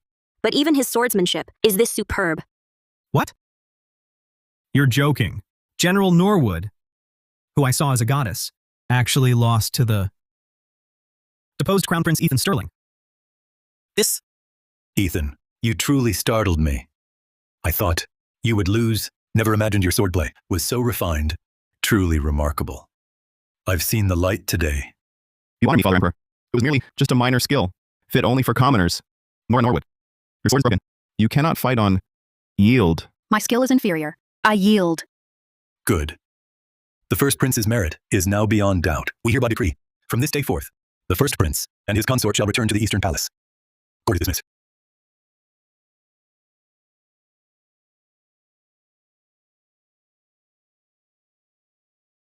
Your Highness, you were indeed formidable. Not only did you easily handle the third prince's schemes, but you also smoothly returned to the Eastern Palace. Now there is hope to reclaim the Crown Prince position. It's not yet time to let our guard down. Although entering the Eastern Palace is half a step towards the Crown Prince seat, the third prince still has the noble consort's backing. He will not let this go. We must proceed with caution. First Prince Sterling makes a good point. So what should we do now? We must win them over, General Norwood and General York. Although these two were dissatisfied with me before, they are still capable. With their support, my bid to regain the Crown Prince title would be much more secure. I told you to set the tiger on the wolf. Not only did you fail, you let the first prince return to the Eastern Palace. Do you realize what that means? Mother Consort, it's not my fault. Who could have known? General York and General Norwood would be so useless? I did my best. What best? All you do is make excuses. What else can you do? The first prince is back in the Eastern Palace. If we don't stop him now, soon he will seize the Crown Prince's position and seize power again. By then, he'll settle all scores. And neither of us will be spared. Then what should we do? Mother Consort, you must think of something. I'll do whatever you say. Chancellor Bennett these past days, because his son Adrian Bennett was killed by Ethan Sterling, has been ill at home. Go to him tonight, quickly. Explain the court situation to him. Chancellor Bennett will surely seek revenge for his son. On the same side. Then we can use him to help eliminate Ethan Sterling and seize the position of Crown Prince. This is infuriating. Today, both of us were defeated by that deposed Crown Prince Ethan Sterling. How humiliating. We were simply outmatched. We were outmatched, that's all. No point in complaining. But come to think of it, the first prince's change is simply too drastic. Is he really the same? Good for nothing?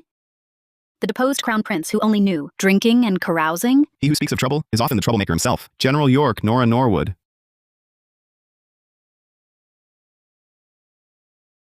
Ethan Sterling, why are you here? Ethan Sterling, this is General Nora Norwood's residence. Who gave you permission to enter? Be smart and get out now, or I won't be held responsible if my blade slips.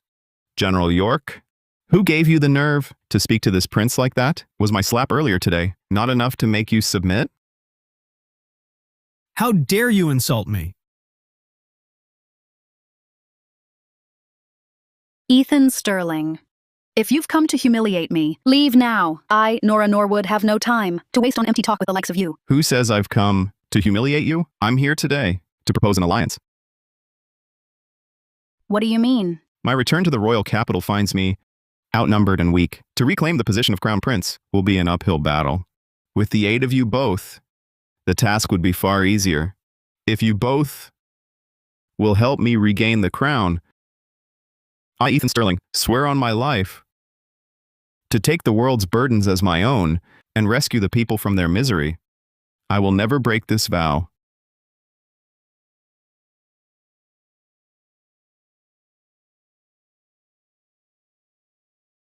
Chancellor Bennett, a visitor requests an audience. Did I not say I would be keeping vigil for my son, Adrian Bennett, and would see no one?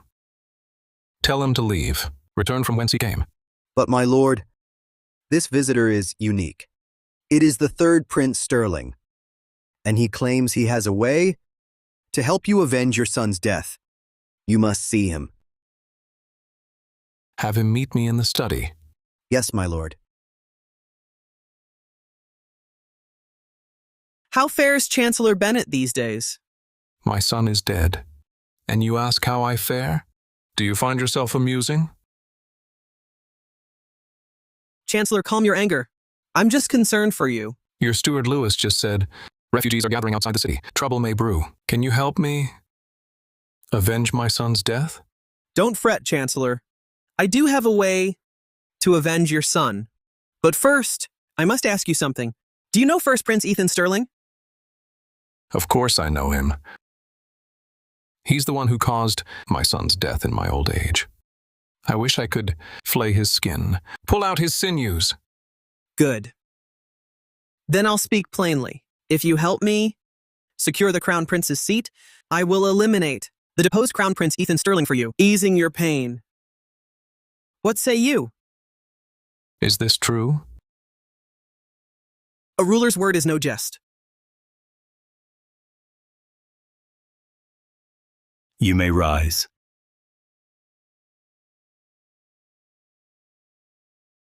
Your Majesty, I have a memorial. Naming an heir is the realm's foundation. Now, second Prince Sterling is missing. His whereabouts unknown. Undercurrents stir among the court factions. I suggest we should name a new heir soon to steady the realm and ensure peace. Then, Chancellor, who do you propose? Who is best for Crown Prince?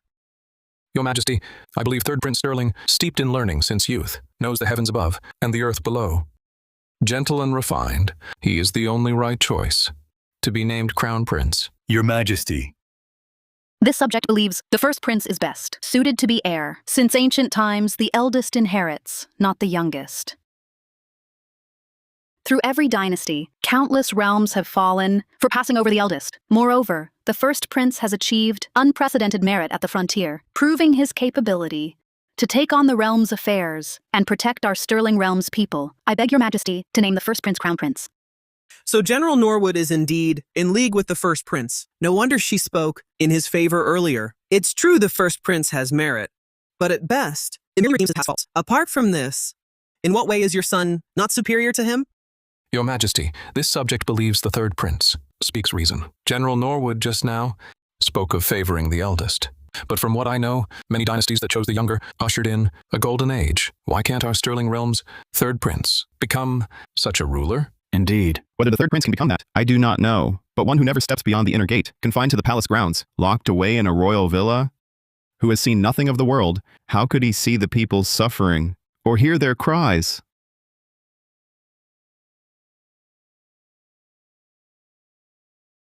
Ethan Sterling, what did you say? Do you really think a trip to Northreach City makes you above us all? Ha! You call my talk empty? What are you anyway? Whether you're above us or not, I don't know, but it's better than relying on a woman to scheme behind your back. Ethan Sterling, you... Enough. Since both sides are at an impasse, let us follow our ancestral tradition. The two of you shall settle this with a contest. Fine. Today I'll make you the deposed Crown Prince. Understand who is the future of the Sterling realm.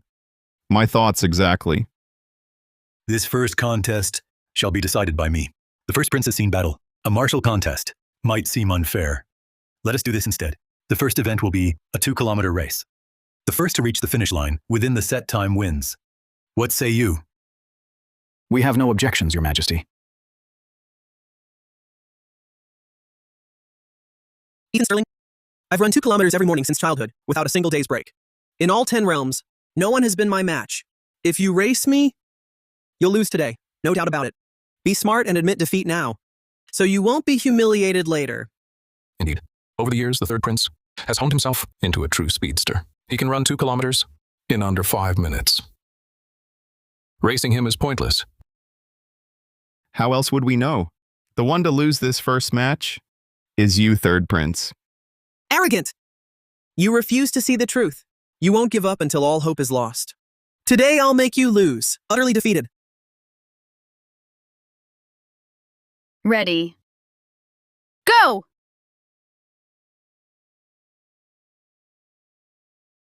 Ethan, what are you doing? Why haven't you started? First prince. Third prince has already taken the lead. You'll lose if you wait. Start running. You're dragging your feet. What are you up to? Do you really intend to concede? Ha ha ha! First prince knows he can't win, so he's just giving up. I told you, your legwork is no good.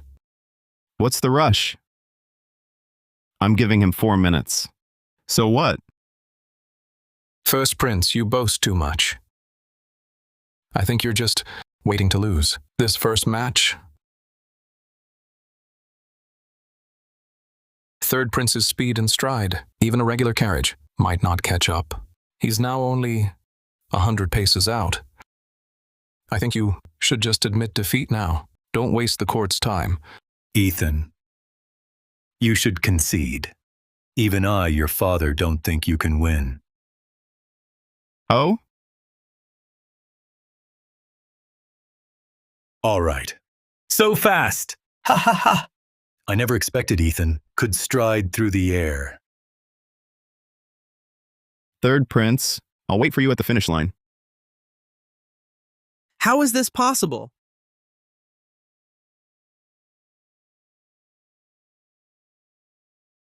The first prince wins. Your Highness, truly formidable. I, Nora Norwood, chose right. Father Emperor, he cheated. How could he use flight? The race rules didn't forbid flight. Besides, I merely jumped far, with a great stride each step. Ethan Sterling, you... Enough. A loss is a loss. No need to make a fuss. You disgrace the royal family. We declare the first contest. First Prince Ethan Sterling wins. Congratulations, Your Highness. You won the first battle. Victory in the opening match. Ethan, I truly didn't expect you to win so unexpectedly. You secured victory. You did not disappoint me. It was just luck. Not worth mentioning. Don't get cocky, Ethan. You won this first contest. What about the second? Father Emperor, for the second, I challenge the first prince to a contest of poetry and verse. I beg your approval. A poetry contest with the first prince? Ethan, are you willing? Your Highness, you must not agree to a poetry contest with the third prince. The third prince has studied poetry since childhood. He was personally taught by the great poet Theodore Sterling for a long time. He is practically his direct disciple. To compete with him in this, we are sure to lose. Ethan Sterling, though you excel in martial arts, in literary matters, you are sorely lacking. This contest of poetry and verse. I think we should skip this. Ethan Sterling, do you dare compete or not? If you don't dare, say so before Father Emperor. Let the court see you're just a brute, with brawn but no brain. First prince, whoever sits as our Sterling Realm's heir apparent, must excel in both letters and arms. If you think you're not up to it, I think you should quit the race. For the heir apparent now. Who says I don't dare? I will compete and make the third prince lose utterly. Arrogant! Ethan Sterling, you boast so loudly. Do you truly think winning the first contest means you'll win the second? You must understand, I studied in the Royal Study Hall since youth, a direct disciple of the great poet Theodore Sterling. Today, competing with me in poetry, you're doomed. First Prince, are you mad? Why agree to compete with him in poetry and verse? Ethan Sterling, I thought you were brave and resourceful, but now you're so reckless. It's truly disappointing. Both of you, calm down. If this prince lacked absolute certainty, I'd never take this challenge. Dan bahkan mengalahkan. Just watch. In my past life, I cultivated for over 1,000 years. The poetry and verse of every dynasty is etched in my mind. Try to beat me at this, I'll play you to death. Still talking big with death at your door? Today, I'll make sure you suffer a crushing defeat and leave you in tatters. Our recent victory over the Blade Realm brings me great joy. Let this be your theme.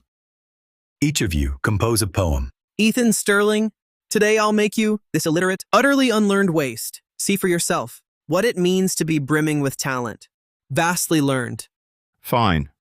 I truly wish to see just what level a self-proclaimed disciple of Theodore Sterling actually possesses. Third Prince, even I wish to see you. Slap this deposed Crown Prince's face. In the first contest, the first prince cut corners and played tricks to win. For this second one, you must recover some face for us. Time limit, half an hour. I declare the contest begun. First Prince Ethan Sterling, why haven't you started writing? Most of the time has already passed. Ethan Sterling, your calligraphy skills were always worse than the third prince's. Why, at this late hour, do you still not begin? No hurry. I let him write first. Humph. Can't write, so you just pretend, huh? Putting on an act, is that it? Ha ha ha! Let's see how you handle this later. Father Emperor, your son has finished. The frontier stretches vast and gray. Steel steeds clash on the battlefield. Bitter winds whip iron armor cold. Boiling blood dyes the uniform red. Generals mighty guard the realm. Warrior spirit holds all quarters firm. Beacon fires blaze across the border sky. The hero's passion will never die. Vast wilderness and armored steeds show the frontier's expanse. The war's ferocity, biting cold and burning blood, in stark contrast, reveal the soldier's fortitude and fervent spirit in the chill. Majesty and passion are depicted, showing the generals and warriors' heroic image. Signal fires blaze across the sky, and the warrior's spirit endures. This depiction shows the frontier war's intensity and the warrior's unyielding resolve. The third prince truly is Theodore Sterling's direct disciple. Marvelous. Indeed, a poem like this, for an ordinary person, would be hard to write in a lifetime.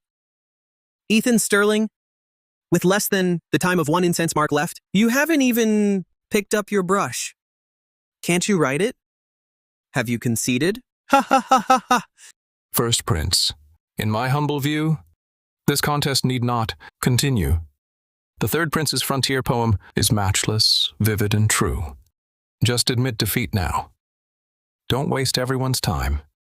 Humph. Ha! What nonsense poetry. Tonal meter off, rhyme scheme wrong, and you dare call yourself a great poet, Theodore Sterling's direct disciple? Shameful. How dare you! To compose a poem, I need not one incense mark's time. 7 steps are enough.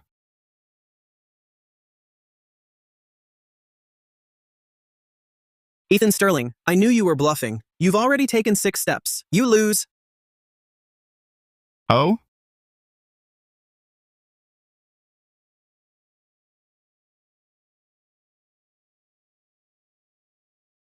Really? Drunk, I trim the lamp and gaze at my sword. In dreams, horns sound across the camps. Roasted feast is shared among the ranks for miles. 50 strings play the songs of the frontier. On autumn fields, the troops are reviewed. My steed Stormrunner flies like the wind. The bow cracks like thunder. The spring startles the air. To finish the ruler's cause under heaven, and win renown in life and after death. What a poem. Who knew Prince Ethan, silent so long, would stun us all when he finally spoke? He truly managed to compose a poem in just 7 steps. Ethan Sterling, I never thought you had any skill at all. I underestimated you. The first prince's verse not only captures the anti-Blade army's might and spirit and his own ideal of repelling the foe, reclaiming lost lands for the realm, but also breaks convention in form. The first 9 lines convey one theme, the final line another. The last line negates the first 9. Those 9 lines pour out his fervor, all to heighten the final line's profound disappointment. Such artistry is truly unprecedented, never to be matched. To call this an immortal masterpiece is no exaggeration. Para mudar tanto, a fine poem, truly fine. Merely passable. Impossible! Absolutely impossible! You, a deposed crown prince, barely educated, with meager learning, how could you possibly produce such excellent verse? Plagiarism! It must be stolen! Correct. This prince did copy it. I copied the poet, Julian Cross of the Solon Dynasty. If you have the skill, copy one for me to see. The Solon dynasty? What dynasty is Solon? How have I never heard of it? That's a dynasty. I saw in a dream. How could you know it? A dream. Enough. I won't waste more breath. Do you yield or not? I yield. For this final contest, you two will compete to see who kills more Blade Realm soldiers. Ethan Sterling, don't say the third prince bullies you. His sword art is unmatched in the army. No one can rival him. Even our Sterling realm's finest archer's descendant once lost to him. Hear that? This archery contest is the real deal. You can't cut corners like the first 2 rounds. Huh. Win or lose, we must compete to know. How do you know this prince will surely lose to you? Fine. Then today, I'll show you what it means to never miss a shot, to almost never miss. Ready. Begin! What are you doing? Why haven't you started? Ethan Sterling. He's already hit 3 prisoners. If you don't start soon, you're sure to lose. Hurry, draw your bow and shoot. Ha ha ha ha! I say, this first prince simply cannot shoot. Chancellor Bennett, why the rush? I can afford to let him. Arrogant fool. 3 more hits and I've won. What will you counter with?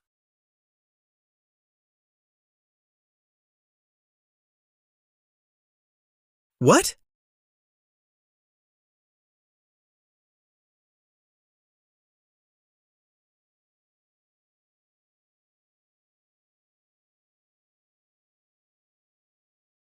First Prince Ethan Sterling. What is happening? How could you miss every shot? First Prince, what is the meaning of this? With your skill, such a miss is impossible. Ha ha ha! You gave me a fright. All that grand display. And you didn't hit anyone! Ha ha ha! Just now, I actually thought you could fire 3 arrows at once. Ha ha. First prince, your archery skill is rather disappointing. In my opinion, you should stop pretending and just give up. My son, just now your father saw your posture and draw. It was impossible for you to miss so badly. Why? Did you aim only at the ropes? And not the men? I answer you, Father Emperor. Your son could not bear it. Though they are from the Blade Realm, they are now prisoners. If I were to kill them, merely to win a contest against the third prince, how would I differ from the Blade Realm men? I never thought the first prince was so merciful. I was right about Ethan Sterling. Preposterous! A loss is a loss. Don't make excuses. Are you saying Father Emperor is a fool? Or that we are all fools? They are just prisoners. What's to regret? As a prince of the Sterling realm, you must consider its interests. Share its burdens. Those words you just spoke, if it weren't for the fact you are a prince of our realm, I would even suspect you were a spy from the Blade Realm.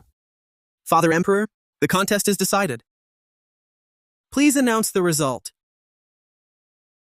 We hereby declare the victor of this third contest is the first prince.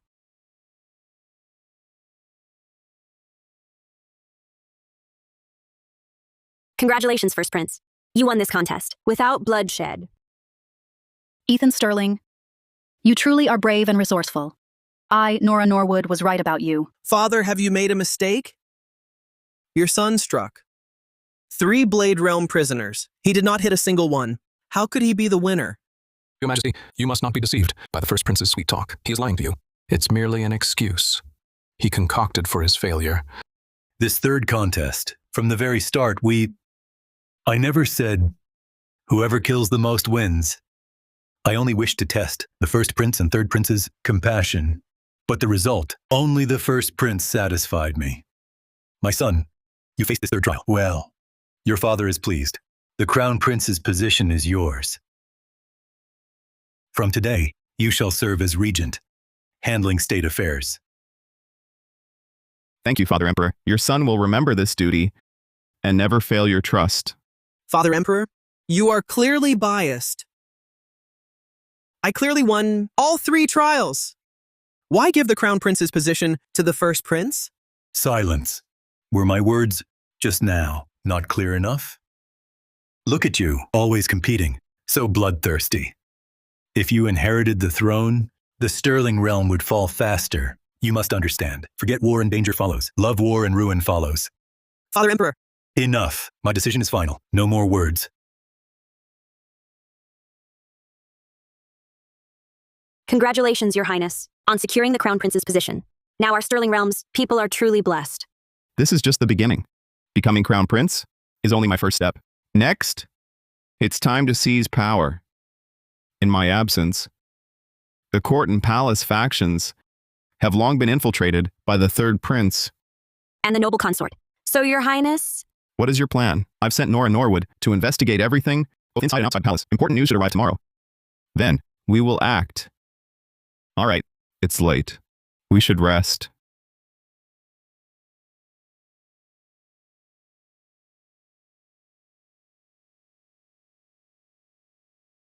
You're hopeless. You lost 3 simple contests to the deposed Crown Prince. Now, he's regained the position and serves as regent, handling court affairs. Our days are numbered. Mother Consort, it's not my fault. Ethan Sterling cheated. He fought dirty. That's how he won.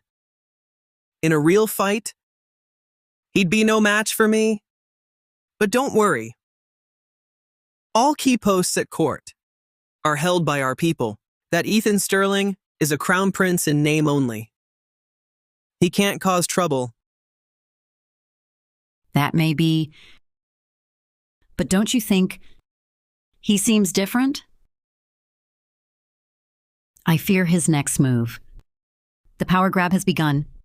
Rest assured, Mother Consort, now that Chancellor Bennett has joined our side, he commands significant troops and resources. If that good-for-nothing dares to seize power, we will. Your Highness, these are the documents you asked me to investigate. Good. Well done. The Palace Secretariat is bold indeed. I, the Regent, I'm handling state affairs. Instead of sending memorials to the Eastern Palace, he actually delivers them to the Third Prince. Come, let's go see. Third Prince. These are the important memorials this humble servant sorted today. Please review them. Thank you, Eunuch. But at present, the position of Crown Prince is held by the First Prince. You are so blatant in delivering memorials here. Aren't you afraid he'll cause trouble for you? You jest, Your Highness. In our humble view, you are the best candidate. You also have Chancellor Bennett's support. If Ethan Sterling hadn't cut corners, could he have won the contest and taken the Crown Prince position? In this servant's heart, you are the true Crown Prince. You know what's good for you. A reward for you. Thank you, Third Prince. Oh, no. Thank you, Crown Prince. The Crown Prince has arrived.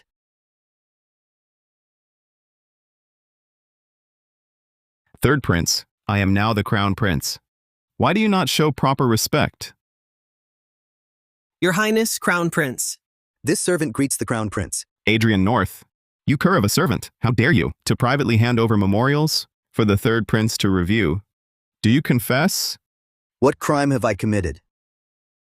I am the chief scribe eunuch, appointed by His Majesty, approved by the noble consort, and trusted by Chancellor Bennett, and this matter was ordered by the noble consort herself. If your highness has questions, take it up with the noble consort. Outrageous. I, the regent crown prince, was appointed by Father Emperor himself. A mere chief scribe eunuch dares put on airs before me? You have a death wish. You what? You dare resent my kick? I'll run you through. Though you are the regent crown prince, you cannot kill a servant without cause. If any harm befalls me, the noble consort will hold you accountable. How dare you? Using the noble consort to pressure me? You've chosen death. Nora Norwood, lend me your sword. You're just a dog of the royal house. Do you really think anyone cares for you? Third Prince Sterling. Third Prince, save me. Your Highness, the Crown Prince. Do not be so presumptuous. Even if this man is a dog of my house, you cannot beat or kill him at will. Do you think you can? Do you believe I will report this to Father Emperor and have him strip you of your position as Crown Prince? Third Prince Sterling, this royal one has yet to settle matters with you. How dare you speak for him? By our dynasty's law, any prince who reads memorials without His Majesty's handwritten decree can be charged with treason. Third Prince Sterling, so you were plotting treason? I did not plot treason. It was him. He forced me to read them. Your master has sacrificed you to save himself. What will you do now? Your Highness, the Crown Prince. This slave was wrong. Too late. You dog of a Crown Prince. Noble consort. She will never let you get away with this.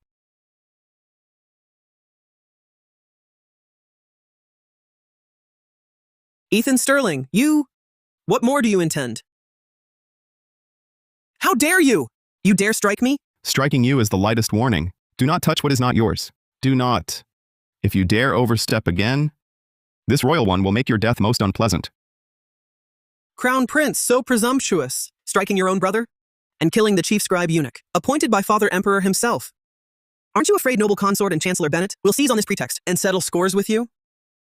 This royal one thought that slap earlier would have taught you a lesson. It seems this royal one was wrong. Guards, the third prince, for presuming to read memorials, 30 strokes of the cane. Carry it out at once. You have no right to punish me. I demand to see His Majesty. I demand to see noble consort.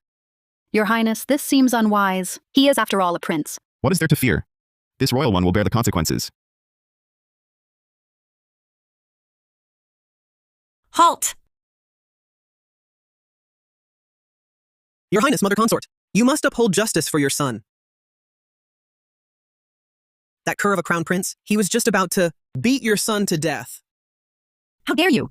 Ethan Sterling, barely seated as Crown Prince. And you act like this towards your own brother? Do you have any respect for His Majesty?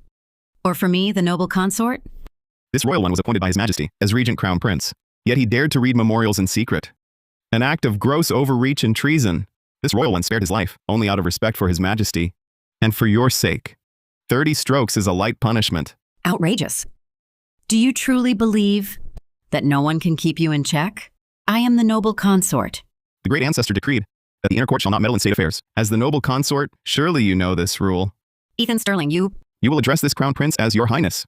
Guards, drag the third prince outside. Give him 30 court lashes. Father Emperor, save me. I am not guilty. Crown Prince, you are utterly lawless. You are the lawless one. You wretch, you scheme to seduce this Crown Prince. I will settle this score with you.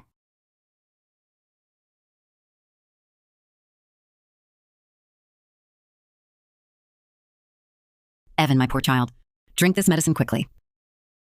Your Highness, Mother Consort, you must seek justice for your son. Look at my backside. Ow. Your Highness, noble consort. Chancellor Bennett has arrived. Your humble servant pays his respects to the noble consort. Third prince. Oh my. Noble consort? Third prince, what has happened here? Who else could it be? It was Ethan Sterling's doing. My son died by his hand. He murdered my son. I never thought he would dare to treat the third prince this way. Now he's taken the Crown Prince title. His influence is at its peak. Do you have a plan to cut him down to size? I do have a scheme. Not only can we humble that dog of a Crown Prince and his arrogance, we can also pull him down from his high position. Speak, Chancellor Bennett. Tell me. Please. Chancellor, go on. North River suffers a great drought. The state treasury is empty. Silver is desperately needed now. We can use this to corner the dog prince. He won't get a single coin from the treasury. When he fails to relieve the disaster, we'll petition His Majesty to impeach him. We'll have the Emperor strip his title. Good, it's settled. Your Highness, a memorial from the Palace Secretariat for your review. Thank you, General Norwood. The North River Governor reports a once-in-a-century drought. Imperial relief is urgently needed. What is the Ministry of Revenue doing? How could they delay such a crisis? Go. Summon Minister of Revenue Samuel Shaw. This royal one will question him personally.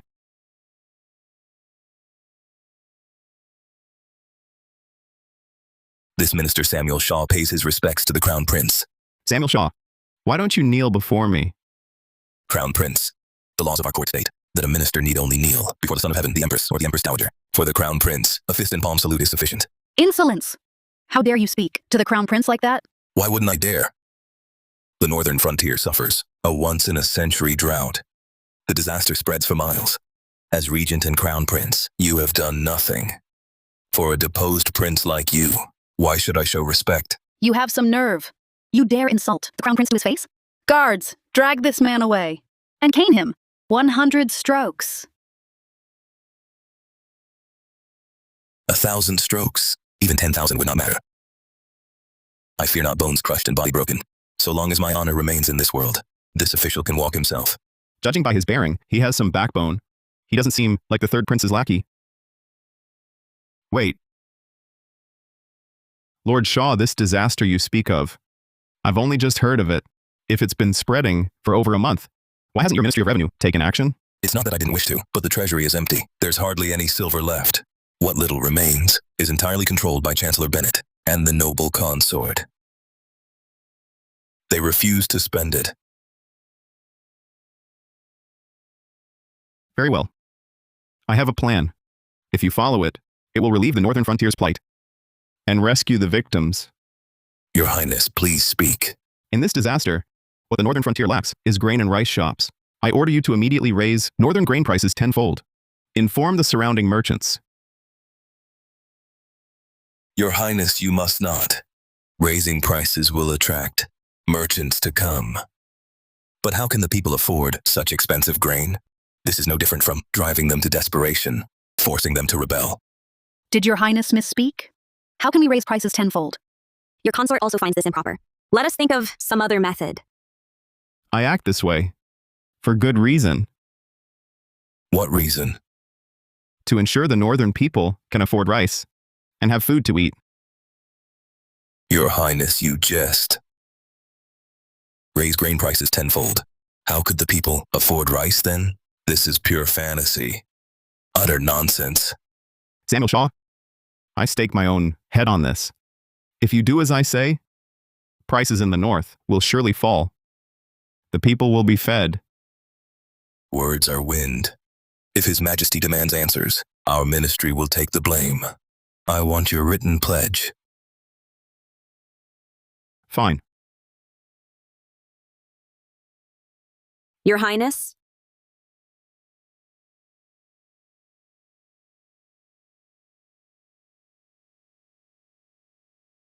This is a pledge. You signed yourself.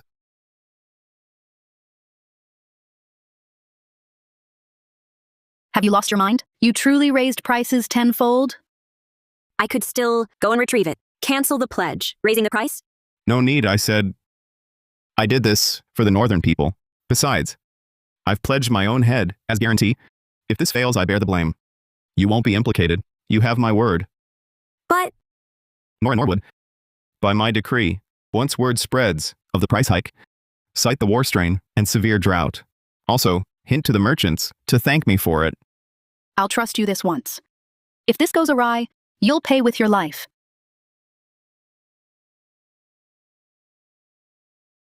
Mother consort. Good news. Great news. Wonderful news. What's with this frantic rush? Your backside isn't even healed yet. Mother consort. Today the Crown Prince, that fool, went to demand answers from the Ministry of Revenue. Turns out the ministry had no funds for the disaster relief, so he set the grain price in the northern frontier at 10 times the usual rate. Perfect. He's finished. Is this true? Absolutely true. The military pledge he signed, the written guarantee, I saw it myself. This time, Ethan Sterling is done for.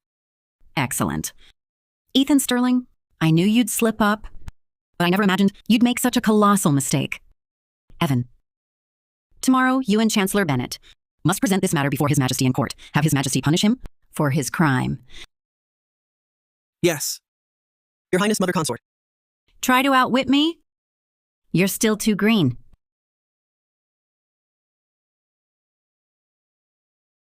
Your Highness the Crown Prince, everything is arranged.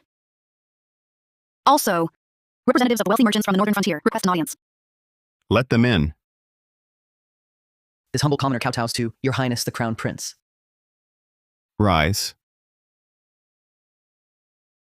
Your Highness, This is a small token of our gratitude, gathered by us humble folk. Please, you must accept it. What is the meaning of this?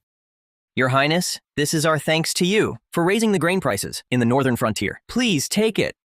Only then can we rest easy. Indeed. Now we stand to make a fortune. Without you, we'd never have this chance. This royal one will accept with thanks.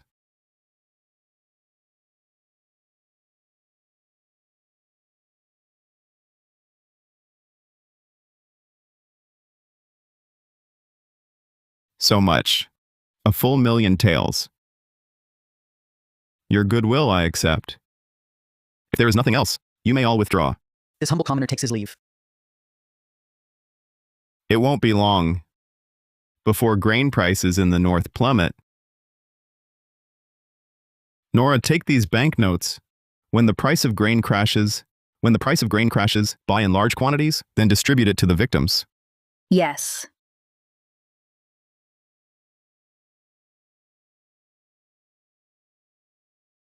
Long live our emperor.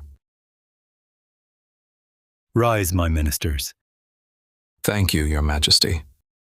Ministers, do you have any matters to report today? Father Emperor, your son and subject has a memorial to present. Proceed. Father Emperor, I impeach Crown Prince Ethan Sterling. With the great disaster in the north yesterday, the Ministry of Revenue was in crisis. As Regent and Crown Prince, not only did he fail to provide relief, he raised grain prices in the north tenfold, plunging the people into misery, adding frost to snow. I beg Father Emperor to immediately strip the first prince of his position and have him executed by slow slicing to appease the people's anger.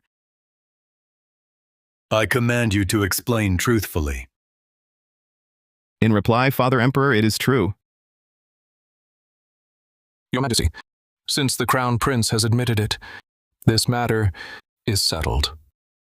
We implore your majesty to depose Crown Prince Ethan Sterling and punish him severely.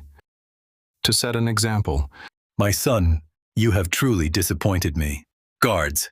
Wait. Your majesty, I raised the grain prices in the North River in order to lower them, to feed the people there. Preposterous! You raised prices tenfold, yet dare claim it was to make grain cheaper? You are simply treating us like fools. You care nothing for the people. Father, punish the crown prince. Deliver justice to the people. I second the motion. Your Majesty, punish him severely. Deliver justice to the people.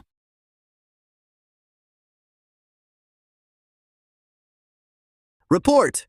Your Majesty, a large crowd of victims has gathered outside. They carry plaques, lead livestock, and hold tools. Their clamor is immense. They demand to see the crown prince. Ethan, you have caused a disaster. Even I cannot protect you now. How can you still stand here with any dignity? The refugees outside the city have swarmed the palace gates. そうだな、このような時は。 Crown Prince, you, a useless failure, relying on nothing but a minor victory, dare show off before experts in court. Someone like you deserves nothing less than being drawn and quartered. How do you know they are here to rebel and not to thank this prince? Thank you? They'd kill you in a heartbeat. Yet here you are, lying to yourself. If you know what's good for you, cut your own throat now. At least you'll die with some dignity. Your Majesty, your son requests to go outside with all the nobles and ministers. If they truly intend to rebel, to vent their rage by killing me, I will end my life on the spot to atone with death. Father Emperor, do not listen to him. This is clearly a ploy to use the excuse of leaving the palace to escape. Leaving this mess for us. Ethan, I shall trust you this once. All of you, accompany me outside. Father Emperor, you...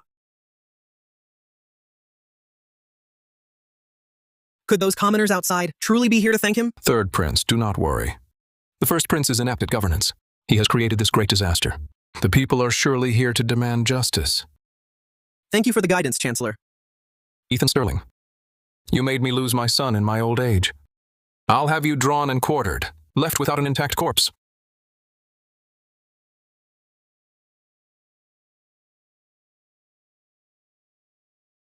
Your Highness, are you sure about this?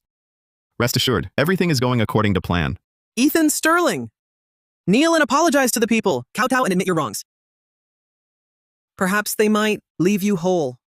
People of the northern frontier. This is Crown Prince Ethan Sterling. He's the one who raised grain prices tenfold here. You must not let this scourge on our realm go free. Hack him into 1,000 pieces. Ethan Sterling, you're finished. See? The people are shaking with rage. They'll tear you apart alive. Ha ha ha ha! Long live the Crown Prince.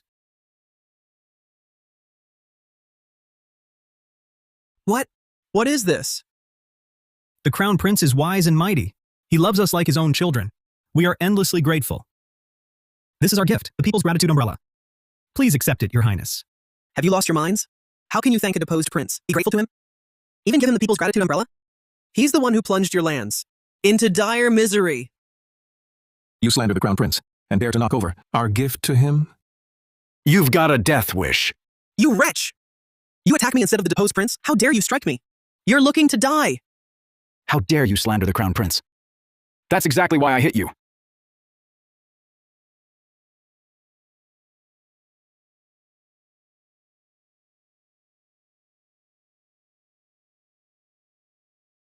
Ethan, what is the meaning of this? Your father is utterly confused. You rabble! What do you think you're doing? Do you wish to rebel? This is the third prince. Even if he insulted the Crown Prince just now, he did so to stand up for you. How can you treat him this way? The Crown Prince raised Northreach's grain prices tenfold. He made your lives unbearable. Corpses litter the fields, and you rabble. Not only are you grateful to him, presenting him the People's Gratitude Umbrella, but you also beat the loyal and patriotic third prince. Have you all lost your minds? Have you been kicked by a mule? How dare you? If not for the Crown Prince raising grain prices in Northreach, merchants would not have flocked here. That led to oversupply and a collective price crash. Exactly. The Crown Prince then sent General Norwood to buy the cheap rice in bulk and distribute it for disaster relief. Without His Highness, we'd be nothing but bones, swept across the streets and the wilds. Does such a man not deserve our thanks? Impossible! How could the deposed Crown Prince have schemed all this? How can this be? Ha ha ha. Ethan, well done. I never thought you could aid the Northern Frontier's people without a single coin from the Ministry of Revenue. Father Emperor's faith in you was not misplaced. The future of the Sterling realm. This father can now entrust it to you with peace of mind. You flatter me, Father Emperor. It was merely a small trick. The Crown Prince solved the Northern crisis with just a small scheme. Unlike some who uselessly occupy a position and spend all day eyeing the Crown Prince's seat, scheming and tattling. From today, the Crown Prince shall oversee the 6 ministries. Congratulations, Your Highness, on overseeing the 6 ministries and seizing great authority. Your Highness is truly brilliant. Raising grain prices to lower them, then using the silver sent by the merchants to buy their discounted rice for the disaster victims. Nora Norwood is deeply impressed. Now Third Prince's defeat is certain. He can stir up no more trouble. As for the noble consort's matter, we'll speak with her later. By the way, Nora Norwood, any news from the frontier lately? Your Highness, since their great defeat, the Blade Realm's arrogance hasn't diminished. They're still itching for a fight, awaiting their chance. How bold. It seems the Blade Realm still hasn't learned its lesson. If they dare invade even an inch of our Sterling Realm soil, I'll wipe out one of their cities. General Norwood, dispatch General York immediately to the frontier. Keep a close watch on their every move. Report back to me at the first sign of anything. Yes, sir.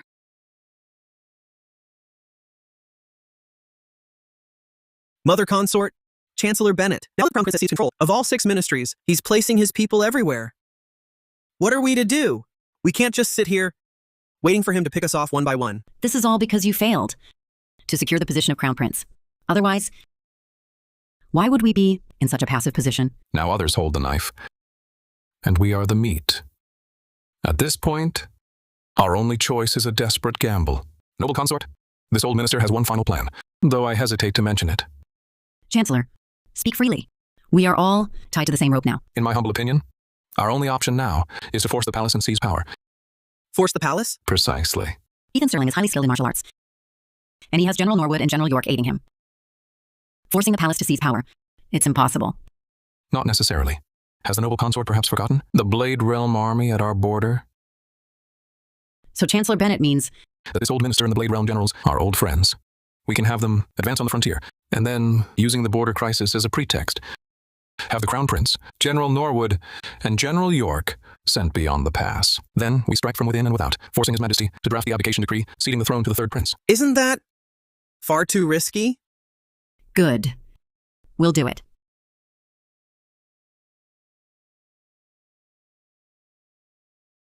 Noble consort, look at this year's blooms. They are truly splendid. Next year we should plant some more here. The view will be even more magnificent. Your Majesty speaks wisely. Report! Your Majesty, the Blade Realm army invades. The frontier is in crisis. We cannot hold much longer. Outrageous. They've forgotten the pain as soon as the wound healed. Crown Prince, you are regent. Do you have a plan? Your Majesty, the Blade Realm's royal preceptor Victor Wolf. They currently have no capable commanders. Your son believes sending General York alone will suffice. No! Father Emperor, your son believes General Norwood should be dispatched as well. That would be more secure. Your Majesty, I agree with the third prince. Though they lack top generals, their strength remains considerable. We must not underestimate them. It is best to send the first prince along to face the enemy. Chancellor Bennett, the Crown Prince is the heir apparent. If something were to happen to him on the battlefield, who could bear that responsibility? Who could bear that responsibility? Your words are unfair. Your words are unfair. The Crown Prince is the heir apparent, and his skills are exceptional. Sending him to subdue the enemy is only right. What do you expect? Us to go instead? You. Enough. Stop this bickering. The Crown Prince is now regent. The decision is his. At this critical moment, to send me to the frontier. There must be another scheme, but that's fine. I'll use this chance to round you all up. Father Emperor, your son and subject believes the third prince, and Chancellor Bennett make a fair point. Let me, Nora Norwood, and General York go to the frontier to subdue the enemy. Indeed. I chose the right successor. Our Sterling realm is truly blessed to have such a Crown Prince. Very well. We shall proceed as the Crown Prince suggests. Remember, you must be careful. Do not be overconfident and put yourself in danger. Understood, Father Emperor.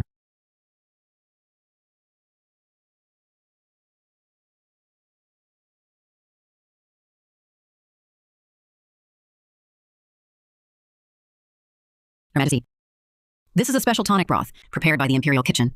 Please drink some. It's good for your health. How thoughtful of you.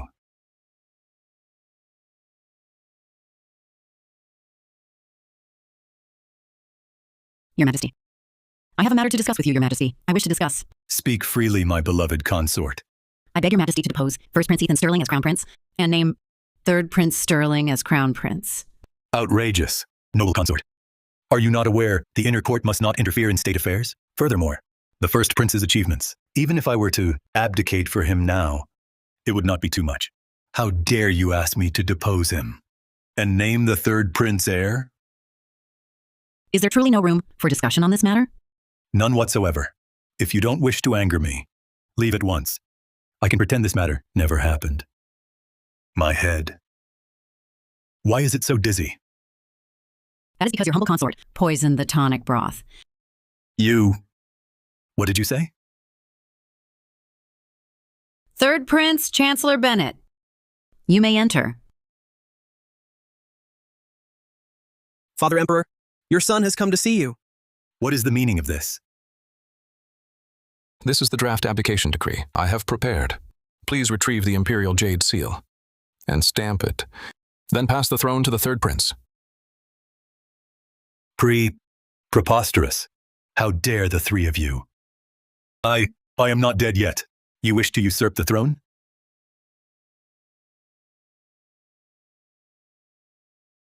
Outrageous. How dare the three of you? I am not dead yet. You dare to plot usurpation? Your Majesty, you misunderstand us. We're doing this for the Sterling realm, for its very future. Ethan Sterling is unlearned, utterly unlearned, a trickster, a schemer, using cheap tricks to seize the Crown Prince's seat. We cannot stand by and watch the Sterling realm be ruined by him. Father Emperor, rest assured. Your son will manage the Sterling realm's affairs with perfect order.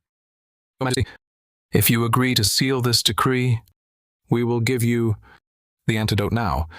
If you refuse, do not blame us. For what comes next?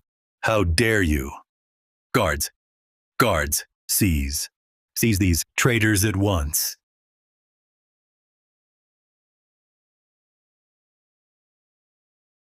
Are you confused? Didn't you send the first prince to the frontier to deal with the enemy? Father Emperor, the palace is now filled with my men. You can scream your throat raw, but no one can save you now. Impossible. This cannot be. The palace is guarded by my loyalists. Most have been bought by this old minister. What loyalists? Now you are just utterly alone. Your Majesty, hand over the Imperial Jade Seal. Our patience is limited. You in your dreams. Today, I will die before I ever hand over the Imperial Jade Seal. In that case, we'll just search for it ourselves.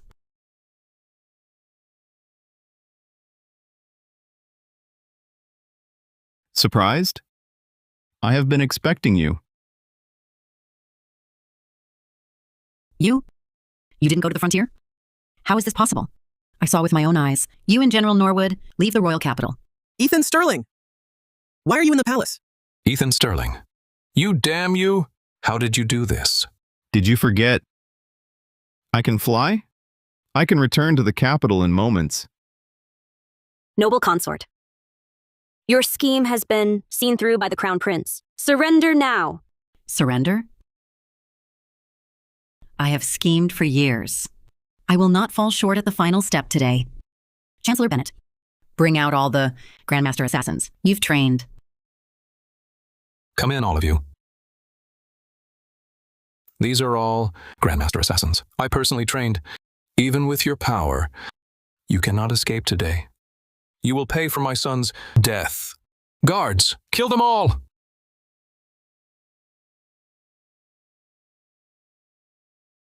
Are you deaf or stupid? I said kill them all. Now. General Norwood, stop toying with them. You can show your true face. Impossible. You two, weren't you at the frontier? Is he fighting the Blade Realm army? The Crown Prince is at the frontier. He captured their princess, Kira Hart. A single letter from her, and their whole army retreated. What? Ethan, I leave this matter to you.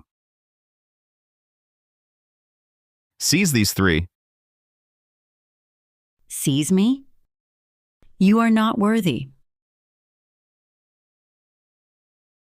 Trying to flee? Not so easy.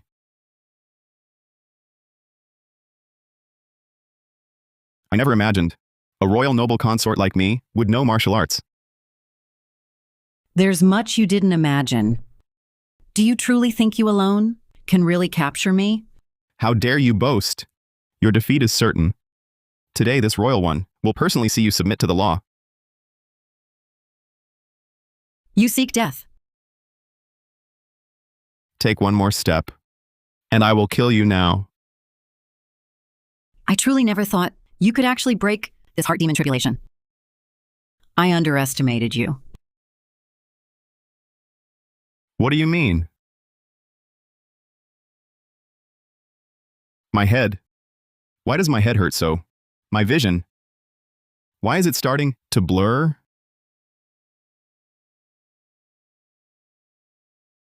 Didn't I fail the tribulation? Why am I back here? Could it be that everything just now was merely the heart demon tribulation? The bottleneck to the Emperor realm is broken. I have entered the pre-Emperor realm.